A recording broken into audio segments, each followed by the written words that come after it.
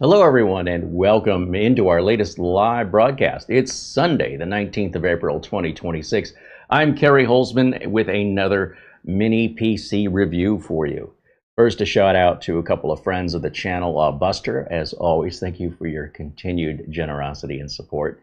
And to Mark Leibowitz. Mark is a computer repair, his own computer repair business in the Chicago area. And he's one of the reasons why we reviewed the GMK Tech M8, which we will have a part 2 on Wednesday. But Mark sells these. He actually recommends them to his client. And to show support for us, he offered to buy that at the full price we paid. And that he'll just take it and he's going to sell it to one of his customers because he's obviously a big fan of it. Also, because he did that, we then took that money and reinvested it into a GMK Tech, I think it's a K15, which I think is a step above, not a big step, above the M8. They look kind of similar. From the pictures, it looks like the K15 may be a little bit larger, and it has some mild RGB on it. And of course, we ordered it bare bones, which means we'll have to put our own RAM and storage in it. So shout out and thank you to both Buster and, of course, Mark Leibowitz for supporting us here so we can continue to buy the products that we review here. With that, this is what we've done today with the Goodtico mini PC. This is a brand that does not seem to exist at all except for one product page on Amazon. It doesn't seem to have any web presence other than that across the entire planet-wide internet. So we know we're going to be without support. We're probably going to have to deal with warranty directly through Amazon. It's also a very inexpensive computer. So understand when you're buying cheap, you are sacrificing some things that got the price lower. There's no website, there's no tech support other than what Amazon offers you. There's no warranty other than what goes through Amazon. There's no spare parts, there's no software downloads, there's no driver downloads. This is for somebody who is more of an intermediate user, maybe leaning towards advanced, that you're comfortable putting your own RAM and storage in this because it's bare bones. Look, if you want the cheap price, okay, if you want it, we can get you there, but you're going to have to do some work. So you can either pay somebody to go ahead and put the operating system and drivers and storage and RAM on there, and they do sell mini PCs with all that done for you, but you're looking at twice the price minimally. The RAM and storage will easily double your price right now in 2026. So the computer is actually the cheap part. So if they can sell you the computer without the RAM and the storage and the operating system, it costs them less, they can sell it for less. And if that's not cheap enough for you, well, we'll strip away support, we'll take away the website. All of this costs money. It costs money to maintain, it costs money to create, it costs money all across the board to keep it secure, to keep it updated. Somebody's got to get paid to do that. Nobody's working for free. And if they are, they won't be in business very long. It might sound like a great idea when you get started, but year after year or month after month, depends on the person, without the motivation of being paid, who cares? That's what the ultimate attitude is. If I'm not getting paid, this was fun, but it's not fun anymore. It's become an obligation. I'm not making any money. I'd rather do something else. So that's why inevitably anything done out of a passion project is usually for a very limited window of time, and then it's gone forever. So unless somebody like yourself wants to step up and volunteer, which most of you probably would never even do that, and if you did, you'd probably do it for a year or two at the most, and you'd be done, and then we'd wait for another volunteer. You can't rely on that for any sort of support or maintenance or even liability. So if a company fails to provide the website, fails to provide a support contact email address that has to be manned and answered by paid employees, then they can sell the computer for less. But if you don't think that's good, then don't buy the cheap computers. They're not for you. They're not all the same. It's not just, should I buy this one or this one? This one's cheaper. Otherwise, they're the same. No, they're very different. Nobody's getting the parts significantly cheaper than anyone else. So if you're a PC manufacturer and you're making a mini PC, you're pretty much paying the same amount of money for all those parts as all your competitors. So you've got to do something differently than your competitors if what you're aiming for is low prices. And that means you have to stop your expenses, which means support, it means website, it means driver development, it means maintenance, it means security, it means tech support and RMA and receiving packages and saying, none of this exists with this. This is an Amazon only thing. Okay, so I want you to understand that if you decide to buy this, you could be potentially quite happy with it, or you could feel like you were ripped off. But at least with Amazon, and I will say this, you have 30 days to make up your mind, and you can return it free of charge and get 100% of your money back. So there is that benefit, right? So you're not just kind of buying at a garage sale or Facebook or eBay where you might be stuck with it, or maybe it's a scam seller and you end up, getting an empty box in the mail. Anyway, I just want to put that out there because it's important when I do the reviews that we understand, first of all, what we're reviewing. If we're reviewing a $300 computer and you think that it is an equivalent to a $750 computer, the problem's not on me, okay? Other than making it clear. It is not fair to say, well, the $750 computer is better. Duh, of course it's better. That's why it's 750 versus 300. I mean, is this not just obvious common sense? Apparently not, because I feel the need to preface this video for the general public. I mean, the members have been around long enough here. They know the routine. So the message isn't for the members. It's for the members of the public who acknowledge that I'm talking about them. Okay, if the shoe fits, there you go. So with that out of the way, I want to remind you that if you are, hold on a second, let me get a drink here.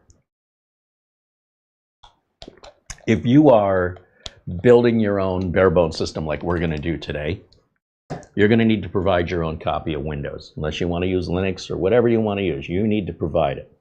If it doesn't come with storage, then it doesn't come with an operating system.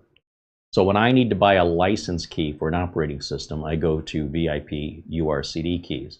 If you look at one of our videos, like from last month, here's this video here, and you scroll down there under the video title, you'll see there's a little window and it says more, and you click on more. These are the video notes. They contain the links to all the products we're talking about in the video, including the links to the Windows 10 and 11 and Office purchases.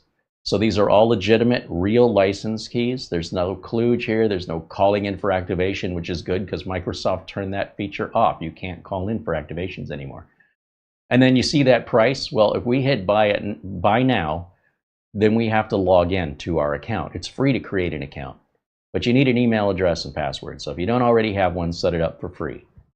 Then it'll take you back and let you complete your purchase. So I'll put my coupon code of Carrie right in here. You don't have to do this, but if you want to save 25%, just put that coupon code in, and now you're going to pay less than everybody else.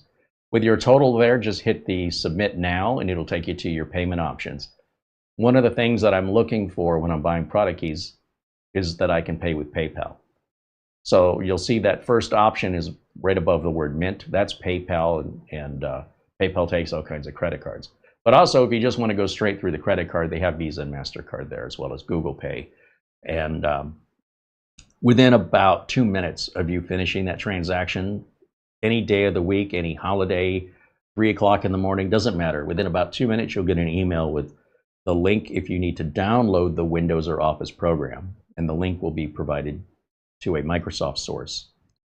If you already have Windows or Office downloaded on an installable media and all you need is your activation key, that is also included. But you wait until you install Windows, or wait until you are asked for the... With Windows, let me rephrase. With Windows, you will not enter the product key at first. You just install Windows. It's not that you can't install, put the product key early. It's just sometimes things get a little squirrely. And in my experience, it's always 100%, and I mean 100% of the time, a perfect experience if you just install Windows without the product key. Once you get to the desktop and you're going to Windows Update and you verify everything is working, then activate the Windows. The reason things go sideways I'm going to paint a picture for you here. Let's say we're building a computer, or we bought a Barebones mini PC, or maybe we bought, I don't know, a computer, a mini PC that's already populated with the OS on it, right? Essentially, if your activation failed, if you have a, losing my train of thought, if you have a problem with the computer, like let's say it's a unit you've built yourself, like a home computer, and it's not, and you've activated it right away because you're impatient and you want to get ahead of things.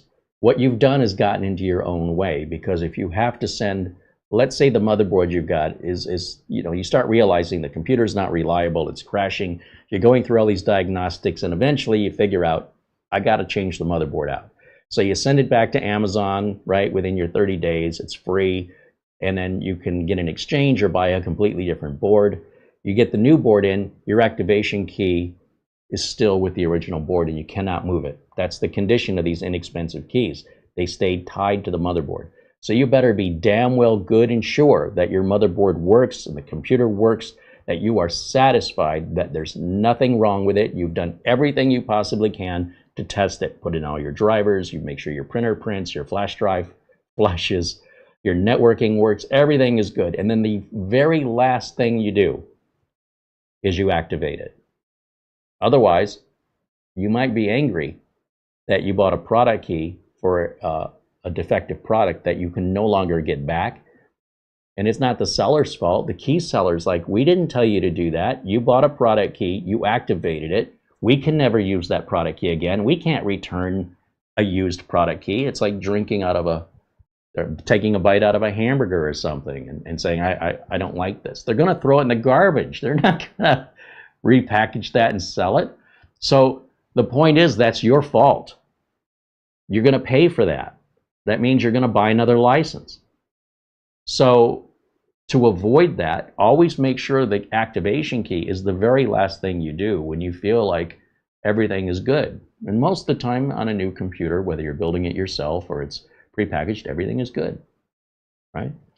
Let's say, for example, we go to install Windows on this and the motherboard on that is bad. Then it means I got to take my RAM and storage out and then arrange for the return from Amazon. And let's say I get an exchange and Amazon sends me another one. I can't just put the activation key back in. It will not work ever again.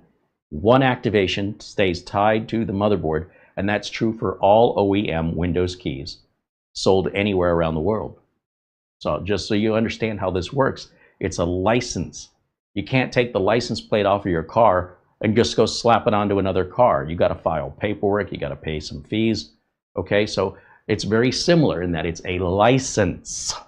You are licensed. You do not own Windows, you license it.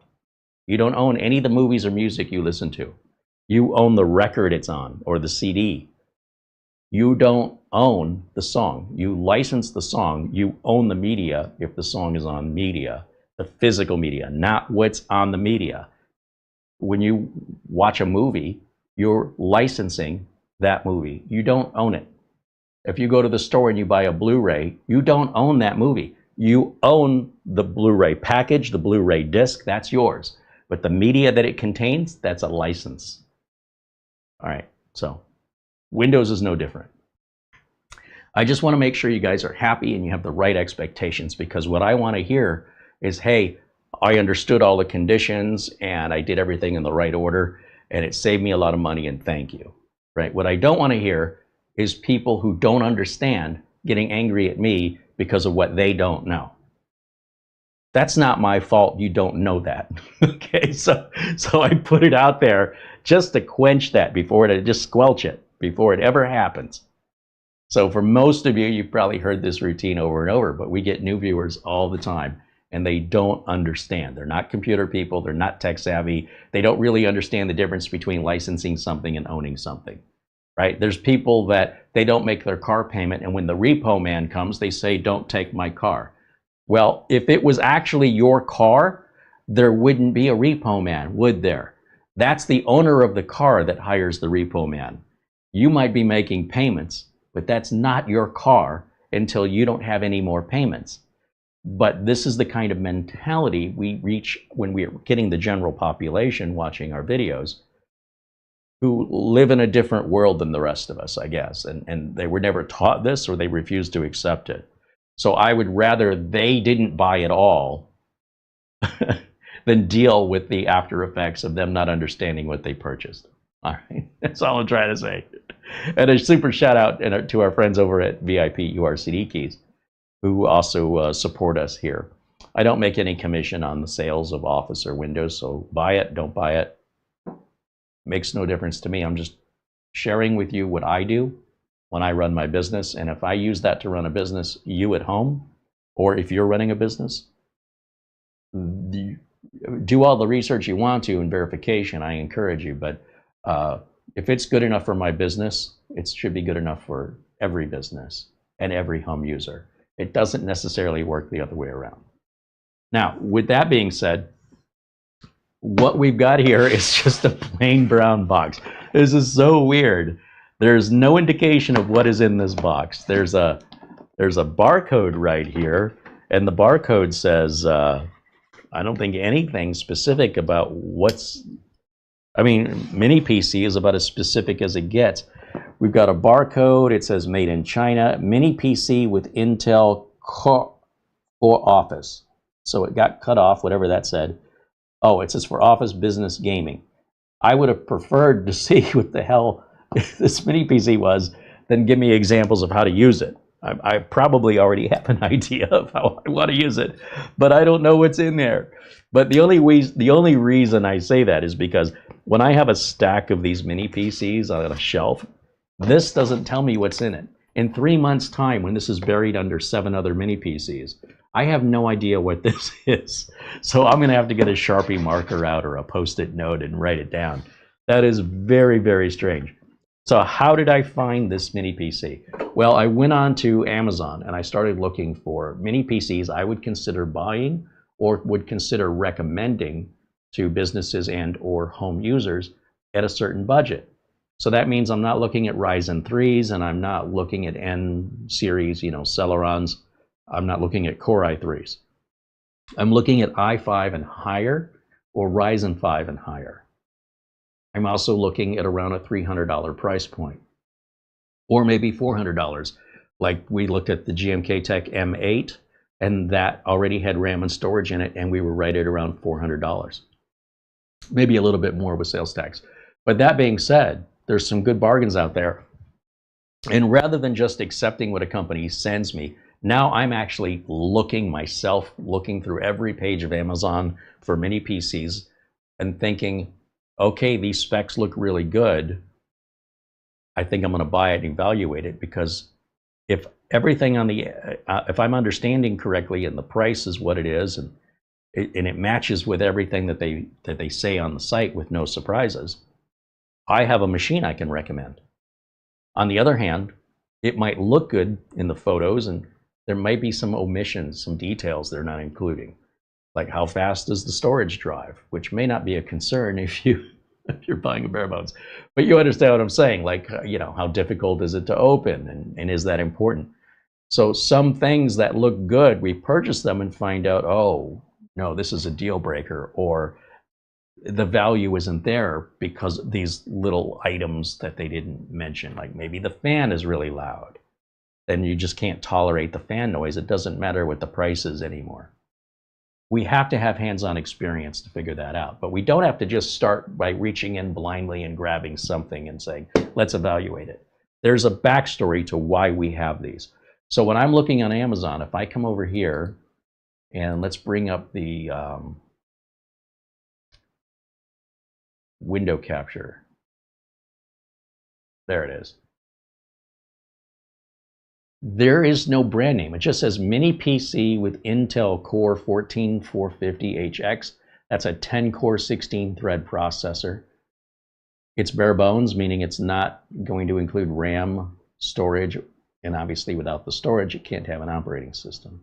It supports a 4K display output, so I'm 3 of 4K display outputs at the same time, which is via HDMI on one monitor, DisplayPort on another monitor, USB-C, will convert over to DisplayPort on a third monitor. You can run all three at the same time. They do say it's a mini gaming computer, but gaming has a lot of different genres, and so yes, this will play some games. Depends on the kind of games. It's not really any interest to me. When I'm looking at a $300 computer, I don't think gaming. When I'm looking at a $1,500 computer and higher, then I think gaming. The minute you're under $1,000, that's a red flag as far as what you're defining gaming as. If you're playing AAA titles in 4K and all the bells, whistles, and features on, you're just delusional and wishful that you think you can get a computer that good, that cheap. But for everybody else, this could be a really good computer, really cheap. I mean, it looks good in the photos. If we look through some of these pictures here, I thought it was a pretty attractive looking machine. The fact it takes DDR4 instead of DDR5, I think is a bonus because DDR4 is cheaper. It's got two M.2 slots. They're both compatible with PCIe Gen 4, but backwards compatible to Gen 3, and also will accept SATA M.2 drives. I don't know why you do that, but nice to have options. Bluetooth 5.2, Wi-Fi 6. There's the triple display, and it says it's pre-installed with Windows 11 Pro. I don't think so.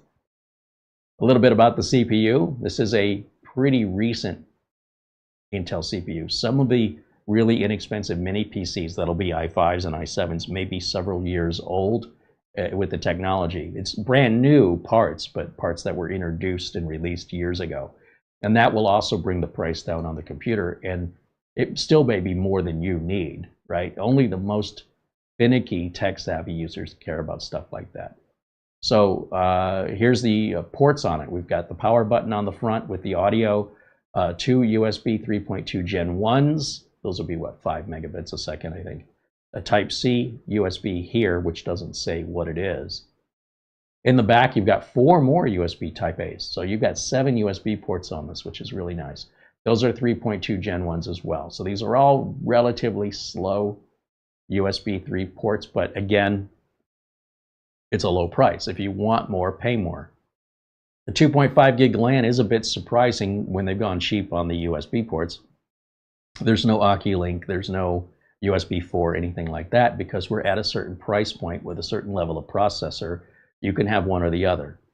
Now, there's your display port, your HDMI port, and your DC input jack, and it looks like an unlabeled Kensington lock right there if you wanted to cable that down to prevent somebody from walking away with it.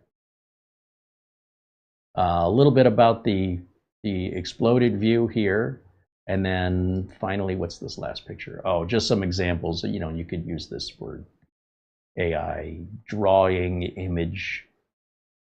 What is that word? Hold on, I got to get my glasses. Is that image dezig? I think they mean image design. It wasn't my glasses. I thought, what was I seeing? Wasn't me.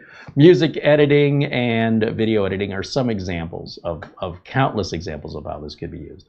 And you'll see it's 0 gigs of RAM, 0 gigs solid state drive. So it's bare bones and ships in a plain brown package. And it's made by the Goodtico company. If we click on their store, it looks like they have a few products here. I thought this was the only thing they made. So I'm glad I just checked. Well, they've got a brand new Ryzen 7 8845 based mini PC. The IT12, that's a Core i9 13900. The Ryzen 5 3550. This is about as budget as you're going to get me to go to anyway. And finding graphics card drivers for that 3550H is a challenge because AMD doesn't support it anymore. Oh, it's not even available anyway. Okay, and then what about, well, this one already has RAM and storage. How much is it? Let's see. Oh, that ain't right. That's definitely not right. Okay. The N100, that's just a firewall. And that's fine as a firewall. These are all unavailable anyway. So it does look like that is their only product. Okay, so basically, if we say who is Goodtico,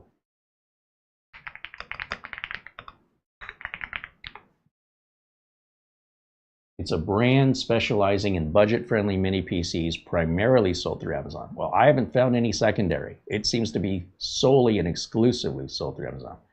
It was established about 10 years ago. Interesting. The brand focuses on compact computing for home entertainment, office, and light gaming. That's fair. Their products, such as the T9, which is the Intel N100, or the Ryzen 5 models, are known for offering good port selection and expandable storage at low price points. Well, that's not anything we bought. We have an Intel base. Recognized for decent performance for everyday tasks. All right, so where is their website? Goodtico is a trademark of Shenzhen, filed in 2020. Okay. And then there's Amazon for Goodtico. There's me in this video right now. That showed up in Search Quick. Somebody's talking about on Reddit buying this, or buying one of the models they make. And then there's a review on the T9. That's the N100 model that I wouldn't bother with. There's another YouTube video on another model that apparently from the past, it's not available anymore. And there is no Goodtico website. There's no Goodtico drivers. Okay. So what I would do is I would say, I have a Goodtico. Oh, sorry, you guys probably can't see this. Let me open. Let's open the Copilot screen share here, just to prepare us for what's coming. I have a Goodtico 14. What did I say it was? 14450. I can't remember what the model is. Hold on. What was it? Yeah, 14450HX. 14450HX mini PC, but there is no website. Oh, let's just do this. But where can I find drivers for Windows 11? How about we just do that? So forget Google search. AI is the way to go. And AI is free right now. And every day that you dismiss it, you are missing out on the free. Because what's going to happen is they're going to start locking it down. They already have. If you use too much of it, they'll already say, hey, your usage for today is done unless you want to pay. Now is the time to learn AI, to get at least familiar with it, and to start using it instead of Google search for a lot of things. What's going to happen is they're going to start charging for it. The amount of free use is going to continually be reduced until such time that they can bill. And then you can say, well, I'll do without, but then you're going to be left behind when everybody else will be using it to get a lot more things done faster. And then when you decide to jump on board 3 years later after everybody else has already gotten it, you've got a lot of catching up to do, and you're going to pay for it. So I suggest, no matter how you feel about AI, start getting used to it. It's not going away. Now, in this example, look how much easier it's going to make my life. Would I pay for this? Probably yes, but I don't use it enough right now. I stay well within the daily use limits of all of them. It could be Grok, it could be ChatGPT. They all have use limits. So here we go. It uses this graphics driver. Intel provides those drivers.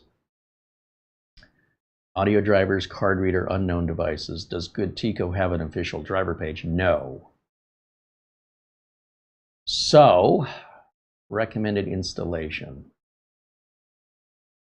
So what I would do is I would just ask if another manufacturer makes this under their brand name that has a website, and we'll use their drivers. So is there another manufacturer of a similar mini PC that we can obtain drivers from?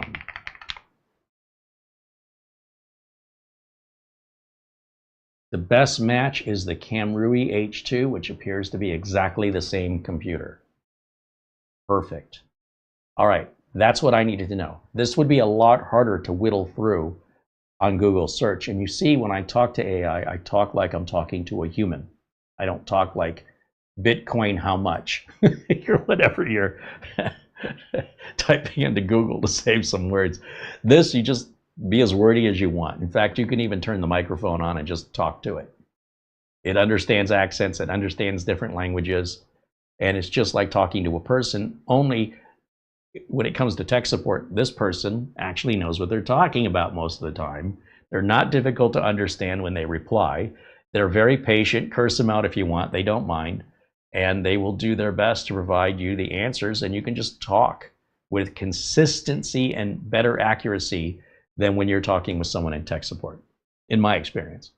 Now, AI's got a long way to go, but where they're starting out with support and answering technical questions, that's the easy stuff, right? They've already more or less got that pretty well refined. They've got a lot of other subject matter that has to be worked on. It's got a long way to go, but it snowballs. This stuff evolves so quickly. What starts out as a little golf ball, as it's rolling down the hill, it's picking up speed, it's getting bigger and bigger, and before you know it, it hits the bottom of that hill and it's 6 feet tall, and it did it in about 12 seconds. So what I'm getting at is the evolution of AI is very similar. It's going to rapidly accelerate and get larger, and by larger I mean it's going to be more thorough, and those answers that it provides then will be even more accurate. So with that said, we're going to keep this in mind. The Camrui H2 is what we're going to do for drivers on this, and it should match exactly, but we'll find out in today's video. Let me get back over to camera 1 here. And like I said, it just made researching the drivers nothing. I'm not pulling up hardware IDs and looking up the vendor ID and then trying to look through a Google search to find a database or a driver to identify that component. That's the hard way to do it. That's how we did it yesterday. Today's a new day, time to learn new techniques and take advantage of the latest technology so we can work smarter rather than harder. That's my goal. Are we ready to unbox the Goodtico? This is the 14450HX. Let's do it.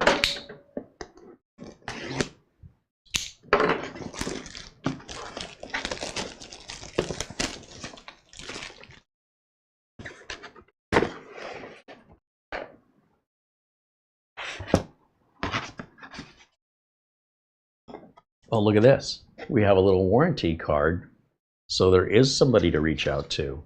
How do you do that? Facebook, WhatsApp, or email. Oh, well, that's good to know, because I assumed we weren't going to get any contact information. But there it is. And let me get my better glasses out so I can read this. This is warranties. If you have questions or concerns, please scan the QR code or contact us directly by Facebook, email, or WhatsApp. Email is goodtico@126.com. There's a WhatsApp number and a Facebook QR code. Customer-oriented, quality guaranteed, service-based, globally sold.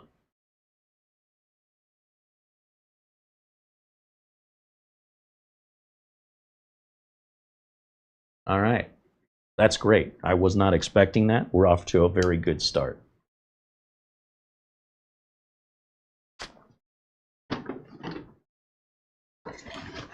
Obviously, mini PC right here, forward and center. If I can, there we go. We'll get that out.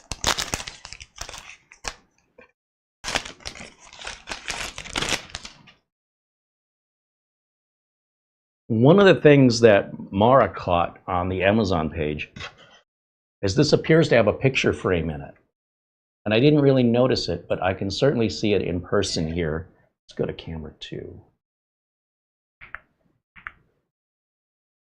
See this card right here?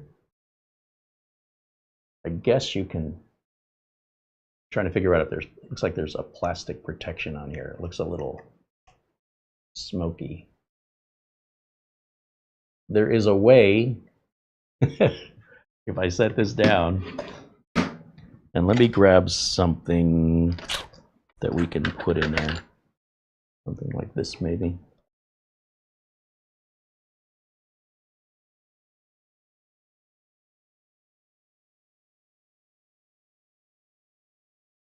You can print out something here and slide it behind that little window. It could be a company logo, a picture of the family, picture of your pet. And that way you're not having, like with the original Intel Nook that we reviewed back in 2013, it came with a free sticker photo that you would, it was like a coupon, and you would email in a JPEG. In my case, I had a JPEG of the dog. And it was a special deal with a third-party company that would then print this sticky photo that they would mail you. And then it would just, you'd peel back just like a sticker and place it. It was cut with the right holes in the right places to fit that specific mini PC. That's a pain in the butt. This, you just do it yourself. That's a much easier design. If you want to customize this at all, you can. Or you just leave what's in there. Or if you don't want to promote Goodtico, you can slide this out. I'm just not sure how to get in there. I'm sure there's an easier way to do this, and I just haven't figured it out yet. But that's very easy to replace or remove based on your own personal preference. Back over to the box. What else do we have in here?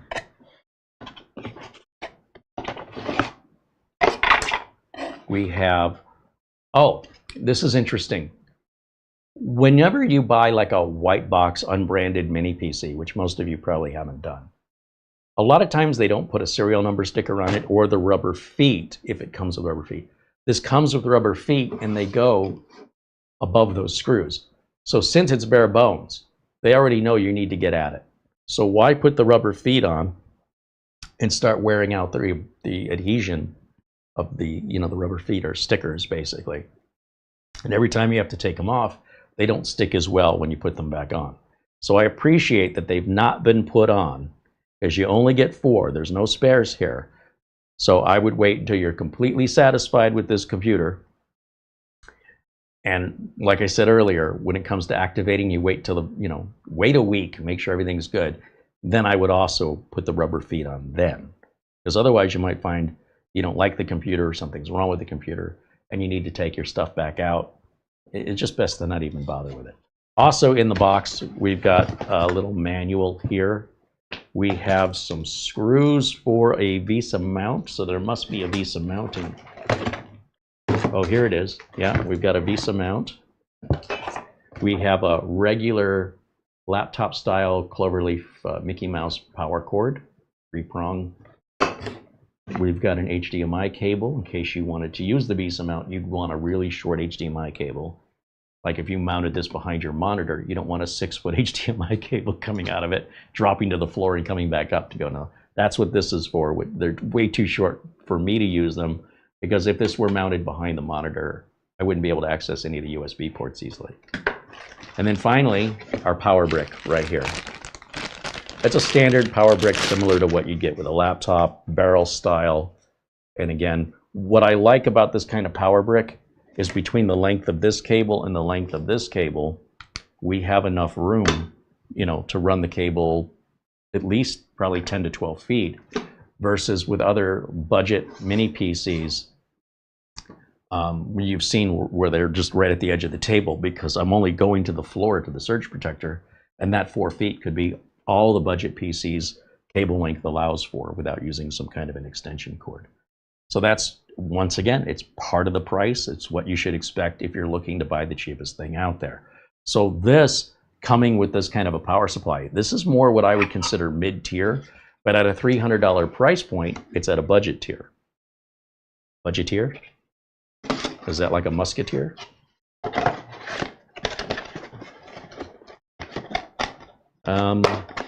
What am I doing? Let's go ahead and let's put this back. Let's put this back. Let's put the feet back. We'll put the VESA mount and screws back. I won't use the documentation. We'll leave that in there.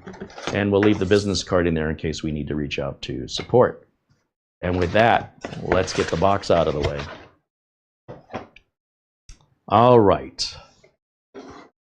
So I guess the first thing we're going to need to do is open this up. And I'm really sensing there's some plastic film on here because this plastic looks a little worn. Yeah, and that's exactly why. That's exactly why. Now that looks better. Okay. So they just do that to keep it from getting scratched up in shipping. But boy, that one was on there in a way that I wasn't quite sure. And I don't think there's any other plastic. There's no warning about. A lot of times the other manufacturers of mini PCs put a sticker over the Ethernet port advising you not to connect it to the internet until after you've gone through your Windows setup process.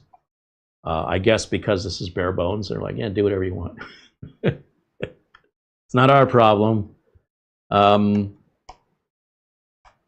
Let's open it up. Let's see how this thing opens. It should be relatively straightforward.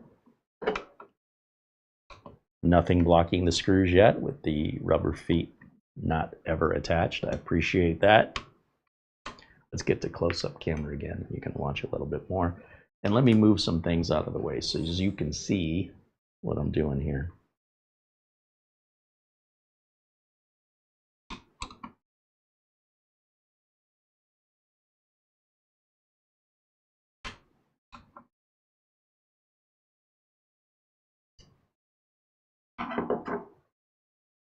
With the screws out, there is a little cutaway right there that you could put like a credit card or guitar pick, or if you have a proper spudging tool, stick it right in there and just pry up.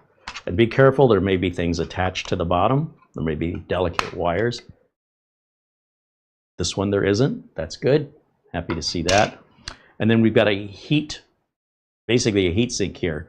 And you can tell from the shape of it, that's where an M.2 drive would go. That's where another M.2 drive would go. That's where RAM would go. I don't know what that's for. So to remove this, we're going to take out these 4 screws. Now these screws are probably a different length and width. They may even have a different pitch. So they're very different. So don't confuse those.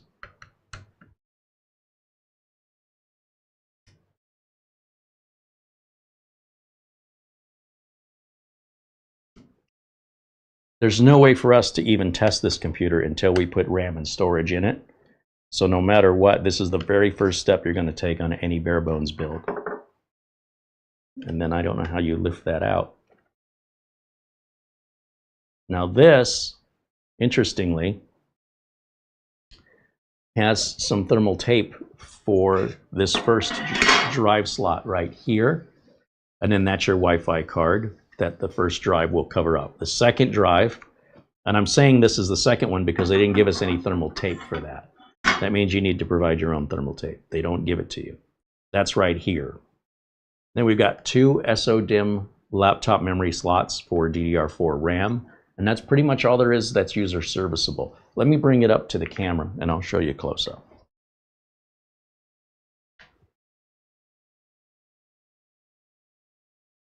Oh, and then that's your CMOS battery. Wi-Fi card, first M.2 slot, second M.2 slot. The screws that you will use to secure your M.2s are already there, so you don't have to find them. That's the right way to do things. And then you've got your stacked SODIMM memory slots. And as far as the ports, if you want to take a look at this closer, there's the front. You can see when we took the screws out from that heat shield, there's a wobble. See how the ports are drooping now?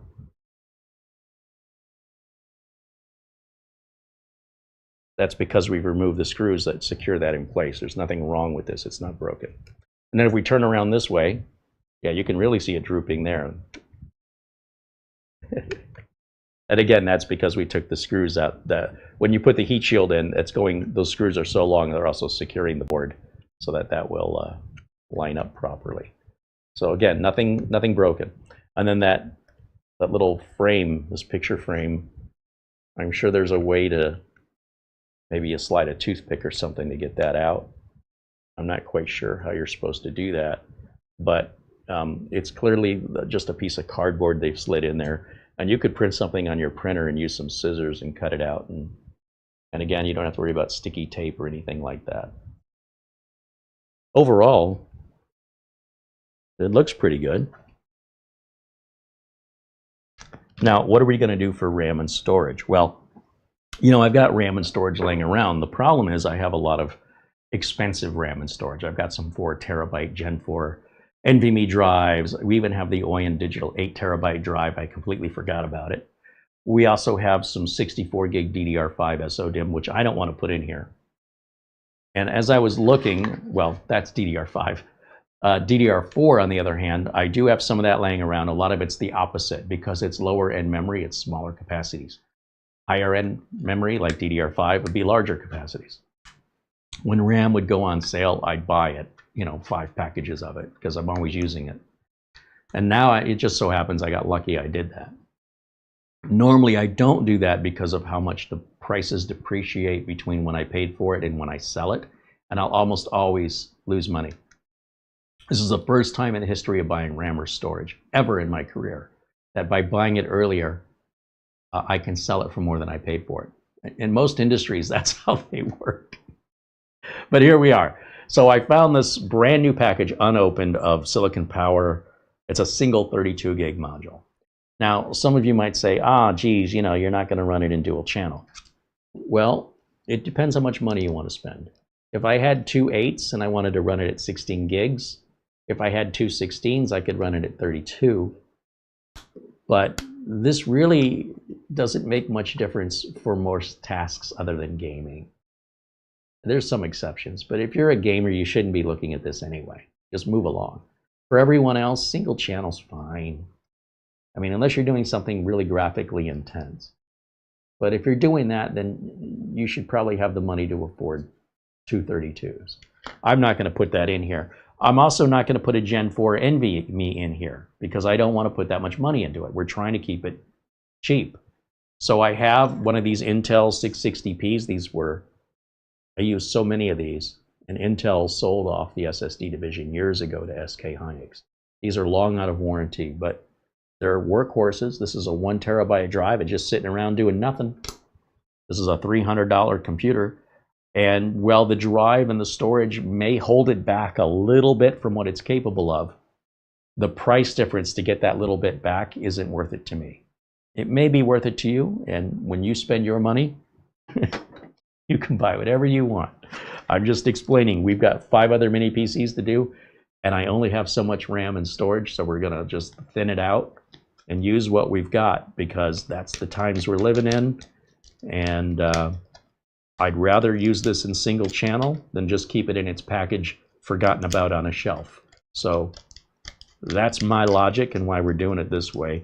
And because we're a viewer funded channel, I think it's a little irresponsible and disrespectful to just buy the best of everything at the viewer's expense when we could be buying 3 or 4 things for the same amount of money, getting a lot more content and a lot more value for your contribution, in my opinion.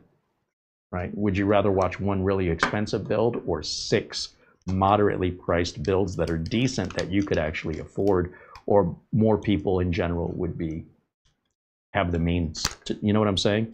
And then me as a content creator, what do? I make 1 video every 2 weeks. Because of that price, to build something like that, we can't afford to do much else for at least a couple weeks. So I have justified the crap out of that, haven't I? But if I had 2 16s, I'd use them. I just don't have that in DDR4. I'm either at 64 gigs or I'm at like 8 gigs. 2 4 gig modules, yeah, I've pulled those out of old machines and kept them. There's nothing wrong with those memory modules, but I'm not going to put 2 4s in there. Are you kidding me? That's too far the other direction. And as far as I'm concerned, letting the 4 gig modules sit on a shelf collecting dust doesn't seem like a shame like this does. So that's brand new. It's been sitting for years, at least 2 years since we bought this. And it shouldn't matter which memory slot you start with, but if you start with the top one, you won't be able to access the bottom one later.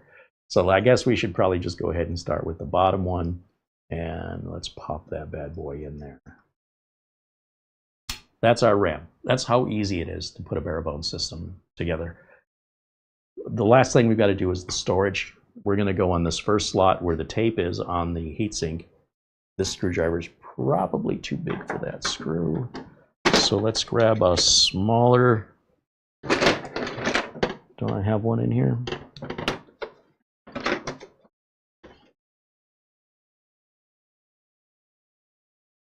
Yeah, this one's too pointy. It won't sit. Let's just grab our little kit here. That's a very tiny screw. And let me get out my stronger glasses so I can see what I'm doing. Start working in these little details and things get a little rough. The older we get, let's try this one right here. Looks promising. Let's go back to camera 2. So what I want to do is take that screw right there and remove it.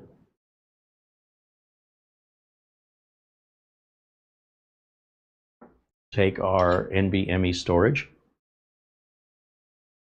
put it in right like this over the Wi-Fi card. Hold it down. It helps if you can work upside down, backwards, and are ambidextrous.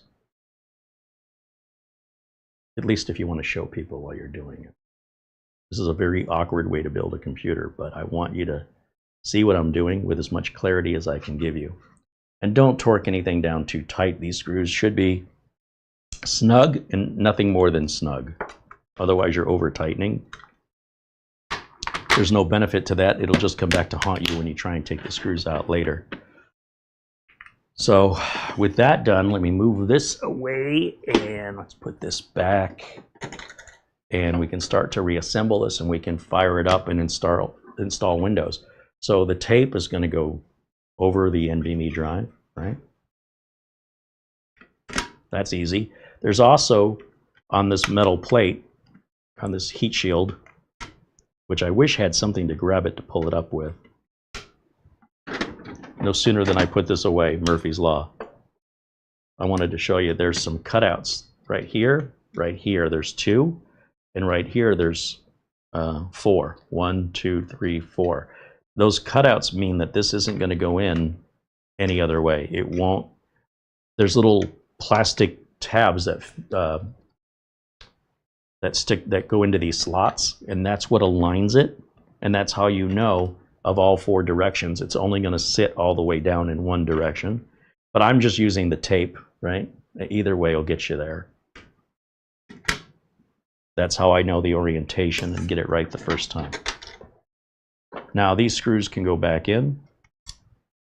Remember the long screws here, and those do hold the board down so that it won't move around like I demonstrated where the ports weren't aligning with the holes. Again, just snug, do not over tighten. In many cases you're screwing down into plastic and you can easily just tear the seat that's in the plastic that this screws into. There's a brass fitting. You'll rip that free of the plastic, and then good luck getting the screw out after that because you will have stripped it out. So just snug, don't over tighten. And then finally we'll put this piece back on. Now, did this go on this way or this way or this way? I wasn't paying attention. I'm going to assume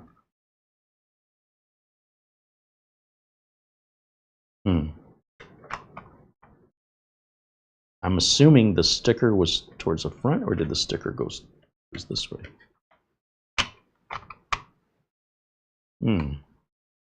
See, you got to pay attention to the details. Now, luckily, I'm filming this and I could rewind, but it looks like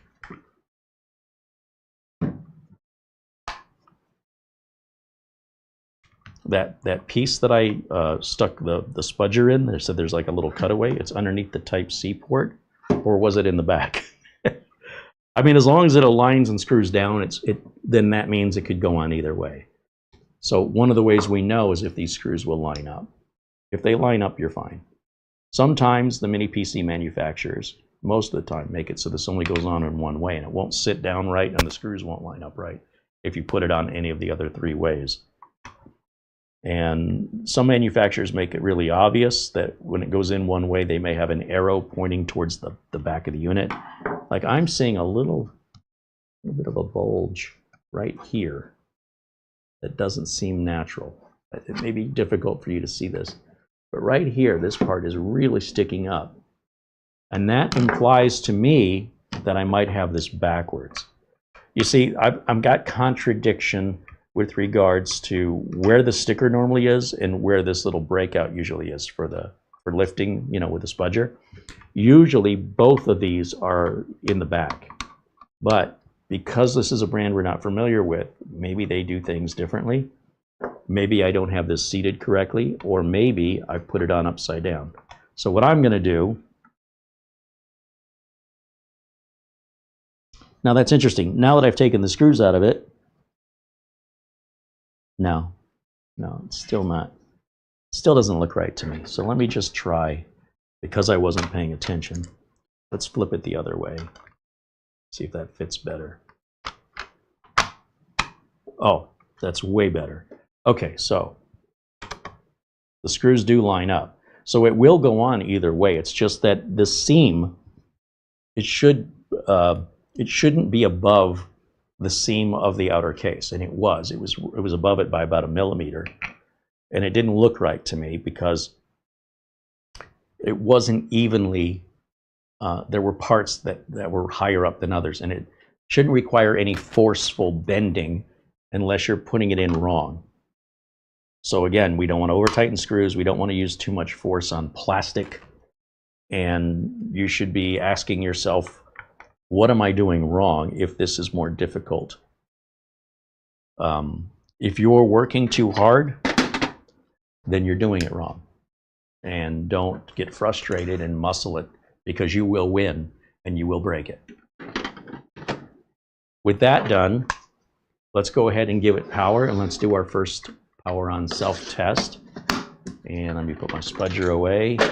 Let's see, we're going to need an HDMI cable. And when we do our power on self-test, we don't want printers or flash drives or external drives or anything really plugged in, not even internet. We just want monitor so we can see that the computer's booting.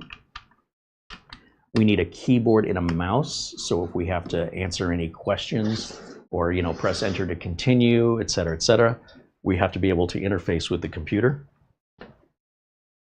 So we'll grab a wireless keyboard and mouse here,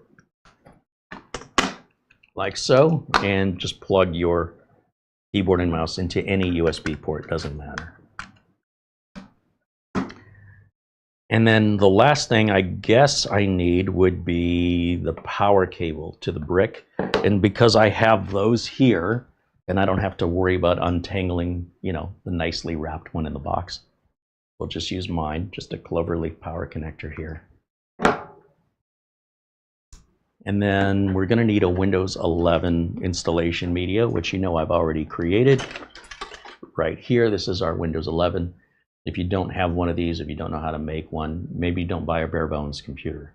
Or look on my channel for how to make this. That's a whole video on itself, which I would encourage you to go and watch if you've never seen it before. It's free, legitimate from Microsoft. It's only the license key that costs money. The software, you can download it all day directly from Microsoft, and Microsoft wants you to. And you don't even have to activate it. It will run indefinitely with just a little watermark that says, you know, after a few days after you've installed it, a watermark will appear and say, you need to activate this copy of Windows. If you refuse to activate it, it still works. It's just you can't customize wallpaper or make some font changes and stuff like that. Nonsense, pretty cosmetic stuff. But every program will launch and it will do that forever. So you could just not activate it and be fine.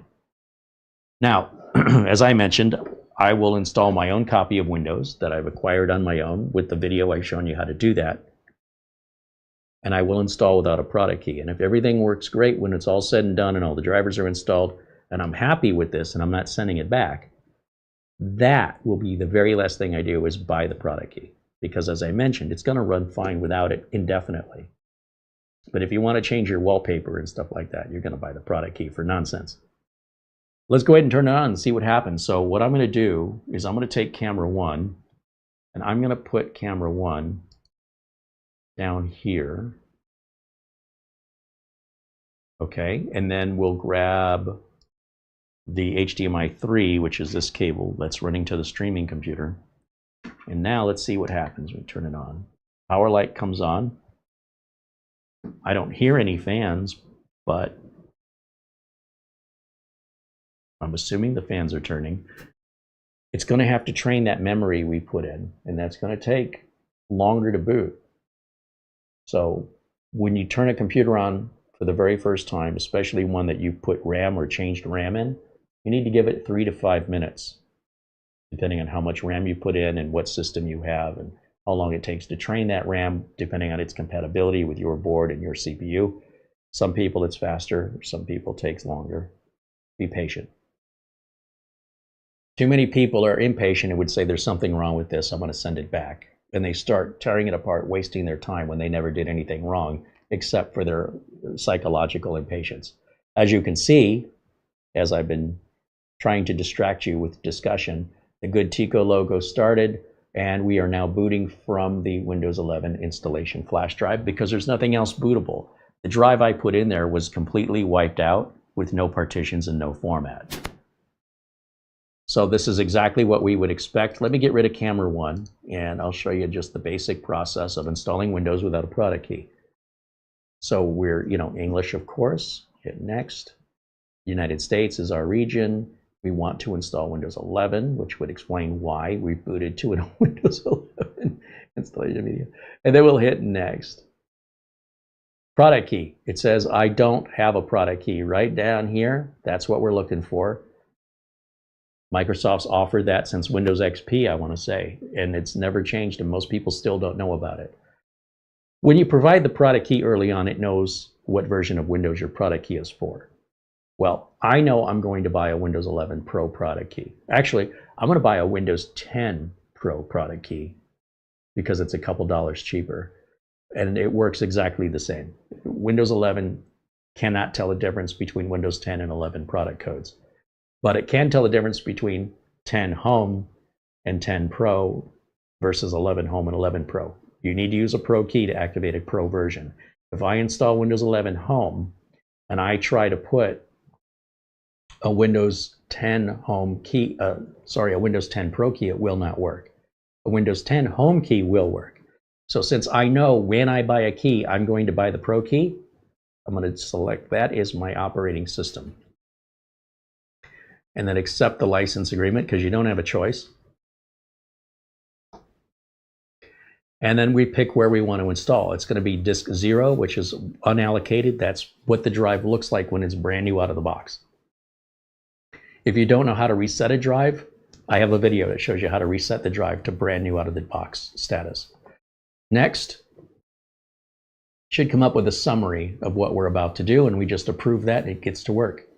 Yep, there's our summary. Hit install, and we're off to the races. And while that's installing, let me take a look over in the chat room because I haven't been focused on my project here. See if you guys have any questions for me.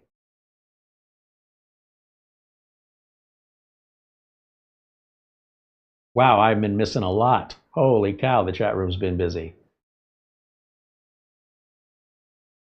Mortant says hello. There's Richard DeFries, Mark Gaines, and Lou Greenia, 3D Everything, joining us here in our live chat room. We love to interact with our community.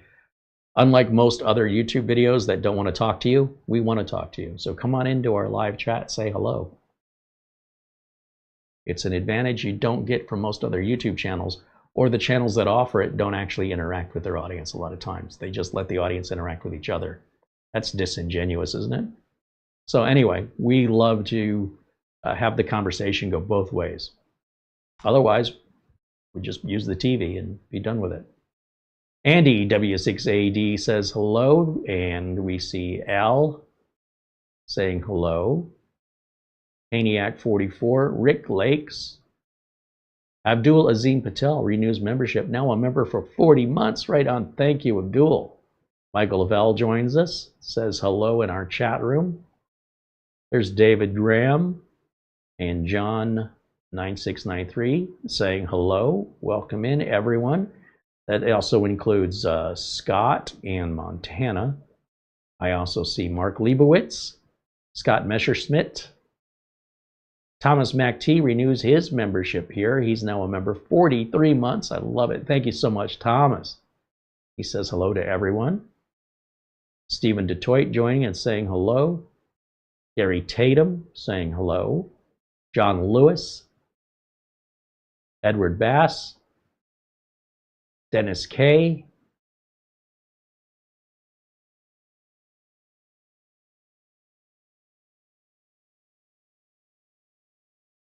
Dazzle555 saying hello. Floyd's Ghost. Ben Laird.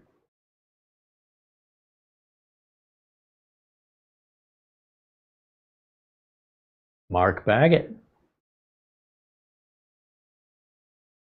David Herzog. Kransvat. Nicholas Barlow.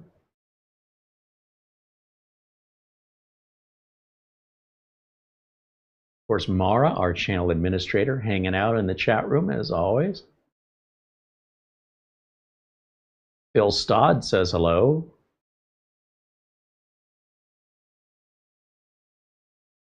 John Downey joining us. Michael Cote or Cote saying hello.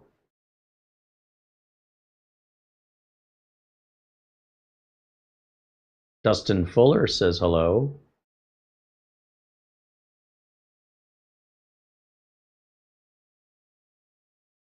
Shamim Kajviras joining us from Sweden, saying hello.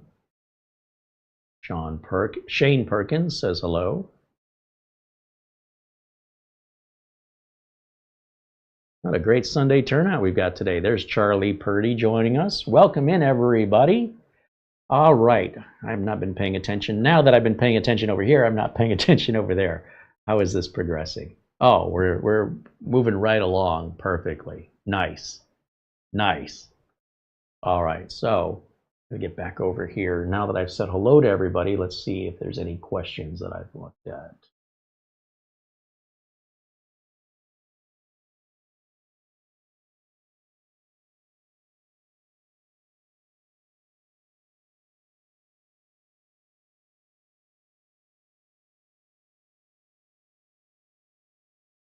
Shane Perkins said it looks like the capture card. Oh, the video dropped out on me. I think it's an HDMI cable. I don't think there's anything wrong with the capture card or the camera. I'll tell you what I suspect is happening. I've been recently, when I'm walking around the studio, we have an area rug, and it's been when I'm touching something, I get a little static shock. And these HDMI cables, those real thin ones, they're not very well shielded. So I suspect either that cable's just worn through, or I need to spray some anti-static stuff like fabric softener on the carpet, or just get a shielded, thicker HDMI cable. I suspect any one of those things will likely solve it. And I have spare HDMI cables. I just can't be bothered. I'll get around to it. I'll put it on my to-do list. But thank you for letting me know. I didn't notice. All right, let's get back over here and finish this up. So we've got, let's see. I need to go full screen on that. Okay, now I can see it the way you see it. All right, so let's go yes on this, and yes on that. We'll skip that. I don't have internet. This is critical because we don't want it to go online and start downloading updates. We want to get Windows installed first. So I don't have internet. And then we set up a username, which I'll just call user with no password. Just leave the password blank. And then I'll leave location settings on, and that'll fix any date and time issues that we have now or in the future, including daylight saving time and all the others. I don't want to mess with it, so just let the computer handle it. But then they'll know where you live. They'll know my time zone. That narrows it down, huh? Anyway. in those final steps of getting things ready. And in just a moment, we should be at the desktop. Once we're at the desktop, we can plug it in to the internet. Well, it looks like it saw a network card driver, otherwise, it wouldn't have asked. Interestingly, it didn't find the Wi-Fi card driver. That's opposite of what we usually see. So I expect we're going to have a number of items missing in the device manager. Now, before we go to CamRui and download the H2 driver packages, maybe we won't need any of them. Maybe if we download AMD Adrenalin, oh wait, not on this build, this is Intel. If we download the Intel chipset driver and we get everything else through Windows Update, maybe that'll do everything for us. Maybe not, but let's find out first. And then if anything does remain in the device manager, then we know to download the CamRui H2 driver download, which is about 1 gig, which isn't terrible. But I'm not going to assume we need it. I'm not going to put fixes in place when no fix may ever be required on this particular model. That's just wasting time. So let's go to, let me turn camera 1 off again. No, wait. Let me move the camera 1. Let's move it over here for right now. And I want you to look at the bottom right corner of the screen, because when I grab my Ethernet cable, if the driver is installed for this automatically from our Windows installer media, which I can now remove and put away, then what you should see in the bottom right corner is the globe start to have like a little screen with a flashing cable icon. Let's see if that happens. And then when it obtains an IP address, yeah, that's happening, then you'll see those ghosted icons in the start menu will appear. And those appear based on your region settings. So some of those links Microsoft cannot put in other countries like the European Union and the GDPR rules. And that's why it looks like that and behaves that way, in case you were wondering. And Mara says we've got email. Thank you, Mara. So before I check email, let's first of all take care of a couple things here. The first thing I want to do is say, what's the condition of our device manager just on a plain, clean Windows 11 25H2 install? So we click on Device Manager, and I expect we're going to see some stuff. Oh, we got lots of stuff. We got 1, 2, 3, 4, 5, 6, 7, 8, 9, 10, 11 devices. So that's going to be the Wi-Fi card, the Bluetooth, the SM bus is the chipset. Okay, and then all this PCI device and unknown device. Good luck, right? If you had to go through that one by one, welcome to 2007. You don't need to do that anymore, or very rarely anyway. So how am I going to do this? Well, first I want to find out what I'm going to get from Microsoft. So I'm going to hit Start button, go to Settings, and hit Windows Update. And this thing's moving pretty quickly. We'll hit Check for Updates, and then I like to turn a couple things on here. And then we'll probably see some optional updates in a moment. But delivery optimization I'll turn off because we're not in a corporate environment. No reason to have that on. Oh, look, that says 2 available. So that's probably some of the drivers. Yeah, it says drivers right there. And network card. Perfect. So we'll add that to our download list. And this is a pretty recent Windows Media installer with most of the updates all the way up through March are already on this installer. So any updates that are remaining will be the April updates. So this shouldn't take very long. And while we're waiting, well, that's obviously a video driver going in right now. What you're seeing happening is the original video driver, the basic one from Microsoft, just came out, and then the new one was activated. You can't have them both running at the same time. They both basically do the same job and use the same hardware. So the question is, who's driving? That's why it's a driver. Who's driving the hardware? You can only have one driver of a car, right? Are you driving the car? Because if you are, nobody else in the car can drive it. If you want to switch drivers, you probably need to pull the car over and stop it first. That's why the video stops, gets disconnected, the new driver that was installed then gets activated and enabled, and then the video comes back. So with that running, let me take a look at the email and see what we've got.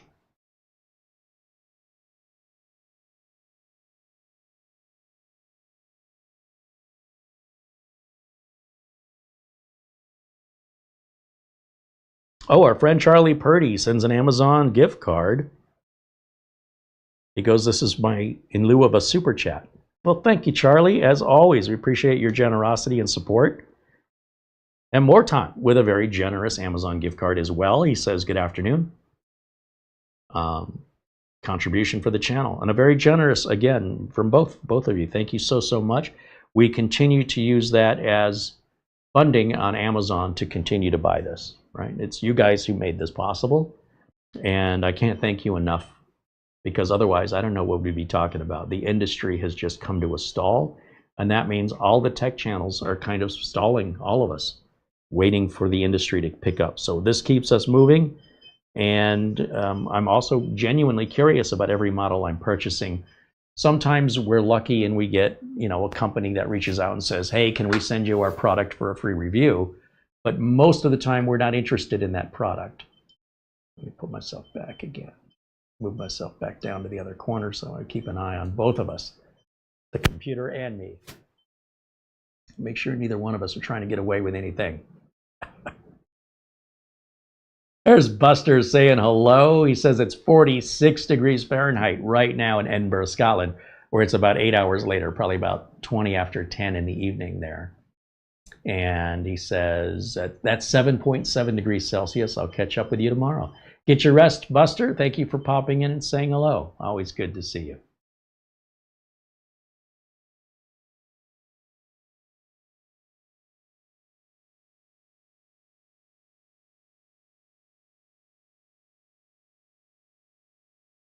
Just looking in the chat room right now.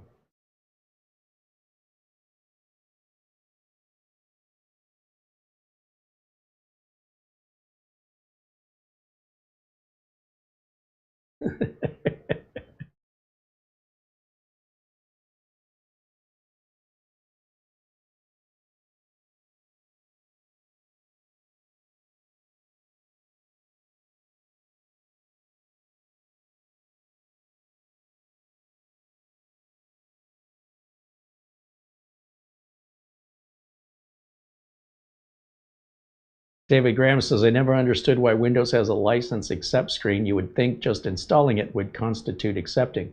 I'm going to guess that you don't have any experience as a lawyer or in the legal realm in the United States, because that's the kind of stuff they want. They want that to be required because it requires you hire them. It also is there for a more adequate defense, especially when so many states individually may have different laws than the federal laws and things get a little muddy. You can sort of have this one sort of boilerplate rule that's already agreed upon that can automatically get a case dismissed before it ever sees the light of day. And so it's really in a company's best interest, if they want to protect their assets, to make sure all the liabilities are covered. And it doesn't make sense to people not dealing with legal stuff. But if you do deal with legal stuff, it makes 100% sense. It's just how it works here in the States. The United States, the culture here is very litigious. If you're wealthy, they're coming for you. You don't have to do anything wrong. They'll find a reason. They'll make up stuff. Did Michael Jackson really do the things he was accused of? Because the person who made the accusation said, if you give me $20 million, I'll go away. That doesn't sound like justice, does it? That doesn't sound like, it sounds like somebody wanted $20 million. And if you're in a position where you've got some deep pockets, people will come after you and make stuff up. Michael Jackson, again, sang about Billie Jean, and she says the kid is mine.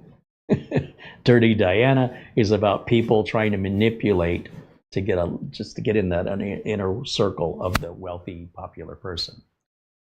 And it's hard to know what's real from what's fake. And in such a litigious society, we need to place warnings and licenses on things just so you can immediately dismiss the weakest of the cases without having to spend any money to go to court. You can just file a form and they go, oh yeah, this is not a legal case. And they'll kick it back out, dismiss it.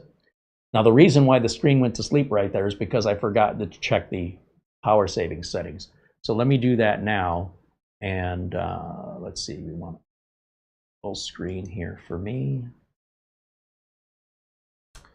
And I'll do a couple things. One, I'm going to drop this 4K resolution because I'm just now realizing it's difficult for me to see. So 1920 by 1080 there. Keep those changes. And then let's edit the power plan. Yeah, that's my problem right there. Let's change that to 2 hours. Let's change this to never. Save the changes, and then these options pop up. Change what the power button does. I want it to shut down, so I don't have to change anything. There is no sleep button, so it doesn't matter what I set this to, but I'm going to set it to do nothing because I like everything to be set right, regardless if it's relevant. Let's see. So the security update's going into place right now, and then we'll be ready for our first reboot. We'll check our device manager. Also, I'm going to need to download, I can tell you right now, the Intel chipset driver. And to do that, we're just going to get it directly from Intel. So let's just do that now while we're waiting. How do we find it? Intel chipset driver.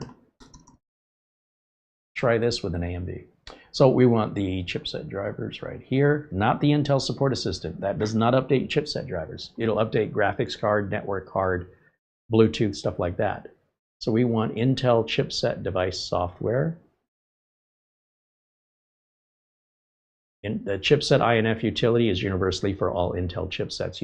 It's not like AMD where you got to tell it which chipset you've got. Click on that. View download options. Download chipset.exe. It's only 106 megs. It should happen quick. And while we're installing the update, we can also install this driver. So I'm going to do that right now. And we'll close all these tabs and stuff. We don't need that open. It's just muddying and confusing everything. So this security update is installing, and while that's installing, we'll go ahead and put our chipset driver in too. Now, it's generally a good rule to just install one thing at a time. But I've done this several times, and at least as far as the chipset driver goes, I've never seen it conflict with any Windows update. But if you want to play it safe, just do one thing at a time. I'm trying to multitask and get through this because we're live, and I'm trying to get through it quickly. And, look, it's a brand new computer. It's going to take you a while to set it up and configure it. Plan accordingly. People watch videos, and the videos are done with editing in 8 minutes, and nothing ever goes wrong. That's because all that was edited out. If we could do that in real life, well, then I wouldn't be so motivated to show you in real time, live and unscripted, exactly what's involved without the polished Hollywood delusion of reality, which is, let's watch somebody age 20 years in 2 minutes because somebody went through the effort over the last 20 years to take a picture of themselves. And now they're going to play all those pictures back as you slowly watch them age over 20 years. That video took 20 years to make and 2 minutes for you to watch. It's like junk food of video as far as I'm concerned. So I think, did the Intel driver finish? I didn't recall seeing. Well, it went away. Not back here, is it? Did I close it? Well, I was talking. So much of this is automated, and I don't even pay attention anymore. Sometimes you're driving home, right? And you've made the drive so many times that when you get home and you think back about your drive, you can't remember. I wasn't paying attention. I guess I stopped at all the red light. It becomes so routine and automated. You're like in AI mode, and you're not even realizing you've got this muscle memory or whatever, and it doesn't. Sometimes it happens to all of us where we're just like, now that I think about it, I don't remember, and I just did it. That's what's happening with that Intel chipset driver. Did I close it or? All right. In just a moment here, this will be done installing. We'll do our first reboot, and then we will check the device manager and see where we're at. Al says, I did not know that Windows 10 product keys work with Windows 11. Oh, it's been that way since day one of Windows 11.